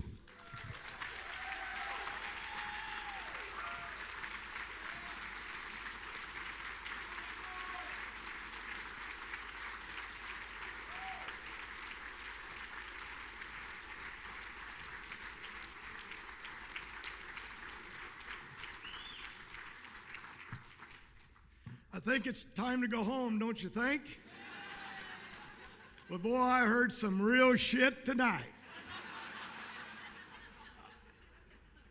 I feel so guilty, and my mood has changed here 20 times tonight. I almost tried to sneak out from the bathroom and go home. Brad Anderson, I want your family, what you've done, and all the inductees here that have and in the past, and now in the ones in the future, for coming into this Don Garlits, this house of his.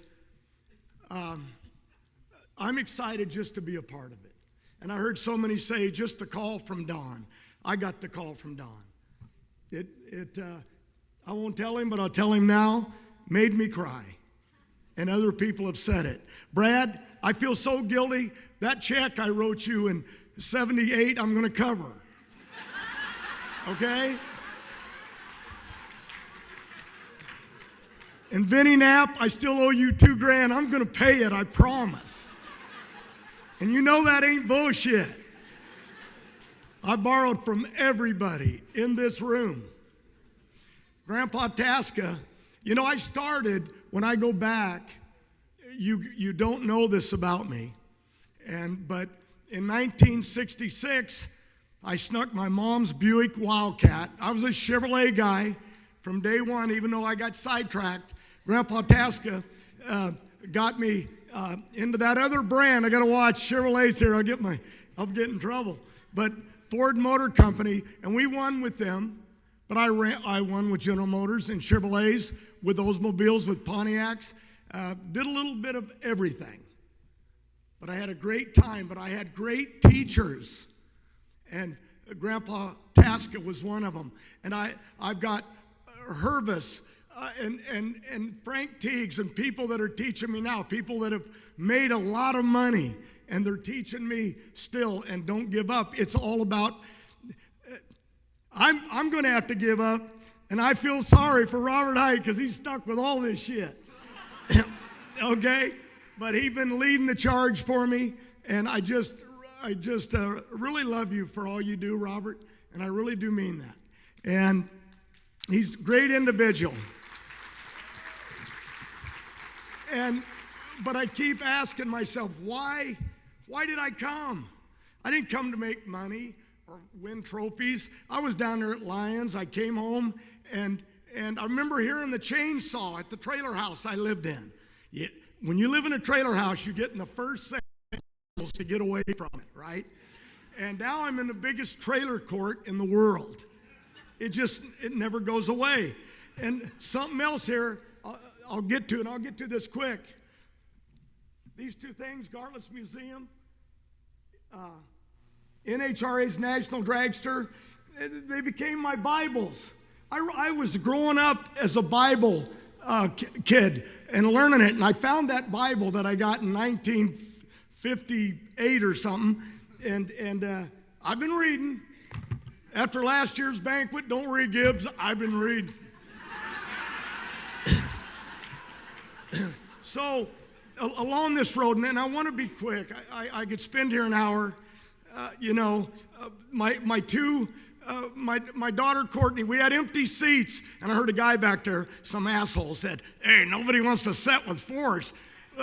Graeme, who just finished in the IndyCar race at St. Pete, had the sixth, had to go home with the two little, with Tinley and Harlan, I know that. IndyCar driver shows you he knows his place. But those kids, they motivate me. And if something, don't worry, I saw the guy falling asleep over there. I'll hurry up, Dinzy. But it's funny that you lived through your children, and now I'm living through my grandchildren. And it's I have days that I wake up, I'm pretty old, and I got to tell you something. Where you at, Garlits? Where you at? Garlits. There ain't no way you're 90 unless there's an alien in that body. Because nobody can do the shit you do. And you've been my hero. He walked over one time at a racetrack in Tucson, Arizona, when I raced for AHRA. I ran IHRA, and now I'm a NHRA guy. Is that sucking up or what? But the reason for these magazines and Garlits is I couldn't. And Garlits, he went over to my injector because we were a joke, and he touched it, and I remember my brother Louie, Bob Fisher, they both lost 2 wives because of helping me race. And it was one of them deals where they all said, "He touched our car." Don Garlits touched our car. And they said, "Shit, this thing's going to start." That's how we lived. Now, I'm not going to get into boring stories how me and Dinsmore in Rockingham, we drank a little bit too much and rolled over upside down. But I'll never forget the Bojangles chicken, and we never spilled a drop, did we, Dinsey? We should have went to jail. But in the middle of it, chicken was all over the roof. And you took a leg and I had a breast, right? That's how we lived. And what was really sad, there was Earwood with his Bible praying for these 2 lost souls is what we were. And if it wasn't for my wife, Lori, I'd still be lost. And I'll get to that in a minute. So what I'm saying is that somewhere along your life you're depressed and you wake up every day and you got money in the bank, millions. Okay, Garlits, I'll throw in another 10 on the toolboxes. Can't believe I said that, Robert. We're going broke and I'm giving away money. But what you're doing here with this museum is unbelievable. You know what I'm saying? And he can't hear me, so I could have said 100 million. He wouldn't know the difference. But in the middle of this, where was I going, Denzi? So, in the middle of this, I have these days where I wake up and I'm depressed. I got cars that are running. I got the young proc kid. I got Brittany. I got Courtney coming out of retirement, her and Ashley. I'm working on it. Okay, that's what makes me. That's what makes me. But I got to tell you something. Certain things motivate you, and you don't know where you came from. You don't know why. I used to sneak into Orange County Raceway. Wally Parks caught me. Gibbs caught me at Pomona climbing the fence. Jeez. And my race car's in there, but I gave my tickets to one of the crew guys. But what I'm saying is, why do you live? Why do we do it? About the past, about the present, about the future. Why am I still doing this at my age? Okay? Why, Garlits? Why? Because we love it, right? And we don't know why. I fell in love with NHRA and I ain't figured that shit out yet. Okay? But in the middle of it, I'm going to close up here. You ain't never going to have to hear me again. I'm going to run off. Okay? But I went out, my grandsons, my granddaughter Autumn over there is moving up. She's 17, beautiful, going in to drive hot rods. Moving up in drag race. Jacob and Noah, they're going to race. But let me tell you something that happened to me. My son-in-law runs my car, Daniel Hood, and Fabrizi. Hey, Fabrizi, I gave you a heart attack, huh? See, I don't get them, I give them.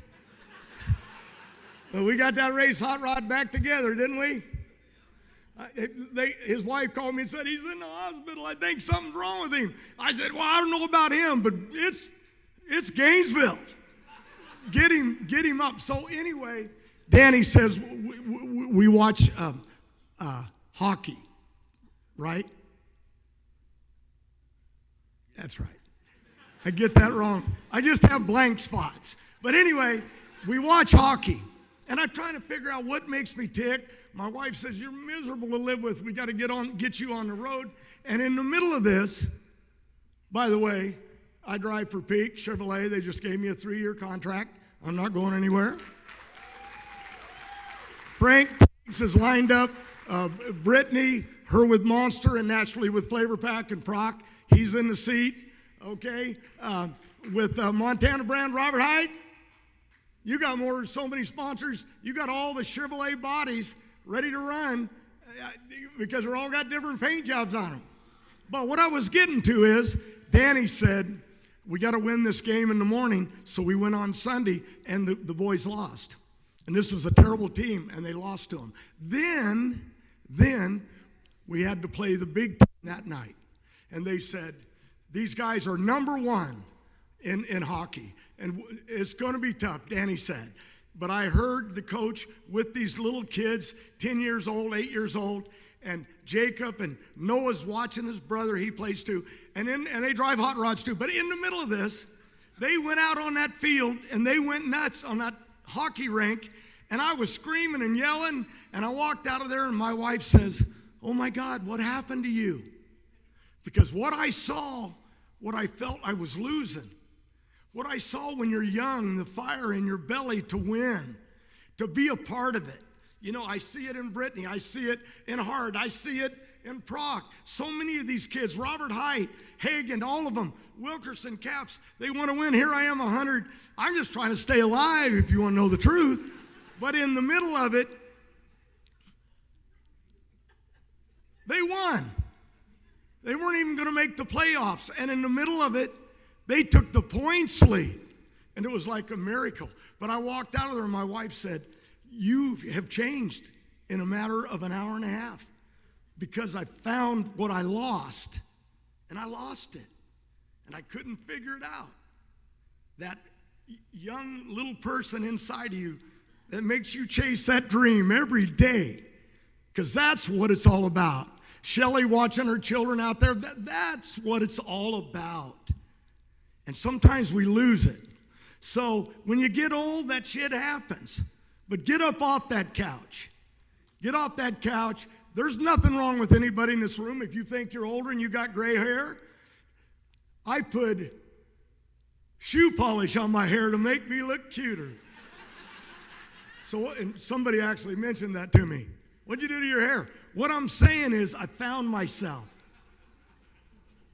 And there is a God up there. Okay? There is a God up there, Airwood. You've been telling me for a long time. I'm starting to listen. But what if he's an alien? Because I listen to Garlits, because that's the smartest son of a bitch I know. So look, I want to thank everybody, the Jimmy Procks, the Grubnicks, you know, Fabrizi, Daniel Hood. When you look at all these kids, Cunningham and his partner Barlam and Jimmy Prock, all that they do. So I want to say one thing, and I know if you read this, you'll see everyone that got me here, only a few missing. But I want to say this. To tell you the truth, I forgot what the hell I was going to say.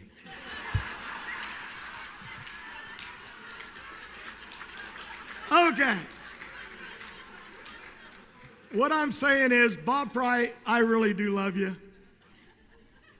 Rick Schutz, the first guy took a picture of me. And I won't ever forget that. I'm going to cover that check too, one of these days.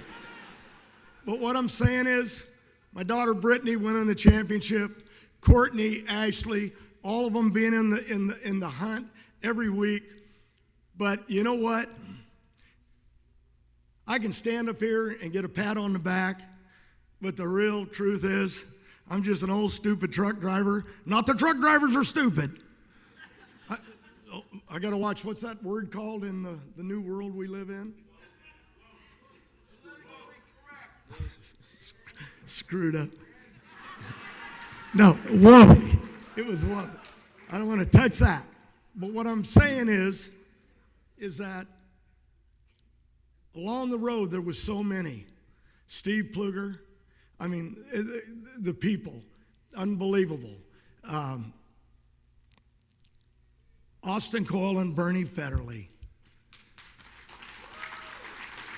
If it wasn't for them, I wouldn't be standing here because I was a real loser and too stupid to know it, but I loved it with a passion. But I'll tell you something else. The woman that I've loved my whole life, Lori, come up here right now. Just come here. Come here, Lori, come here. Come here.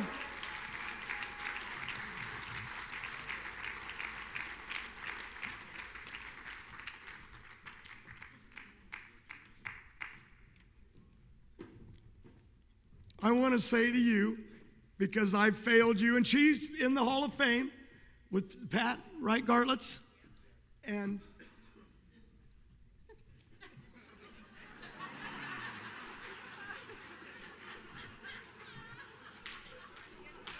you may be laughing. I can't see either. You drivers ought to really fear me. But I want to say this. I should have been dead a long time ago. The stupid stuff I've done. And I say she's my Mother Teresa. God protects me because of this woman. And I've been a screw up my whole life. But she stood by me. Been married 42 years now. Something like that. Yeah. And I love her, Don Garlits. I just got so stupid. Okay, I'm quitting on that. Okay, I want to give my wife this trophy and tell you how much I love you. And I want to say one last thing from me and my wife, because we joked about it. Have any of you all been down in Texas? Have you ever heard the song, If You're Ever Down in Austin, by Merle Haggard? And what does he say? He says, Bob Wills is still the king. Well, let me tell you something. Don Garlits, you are the king.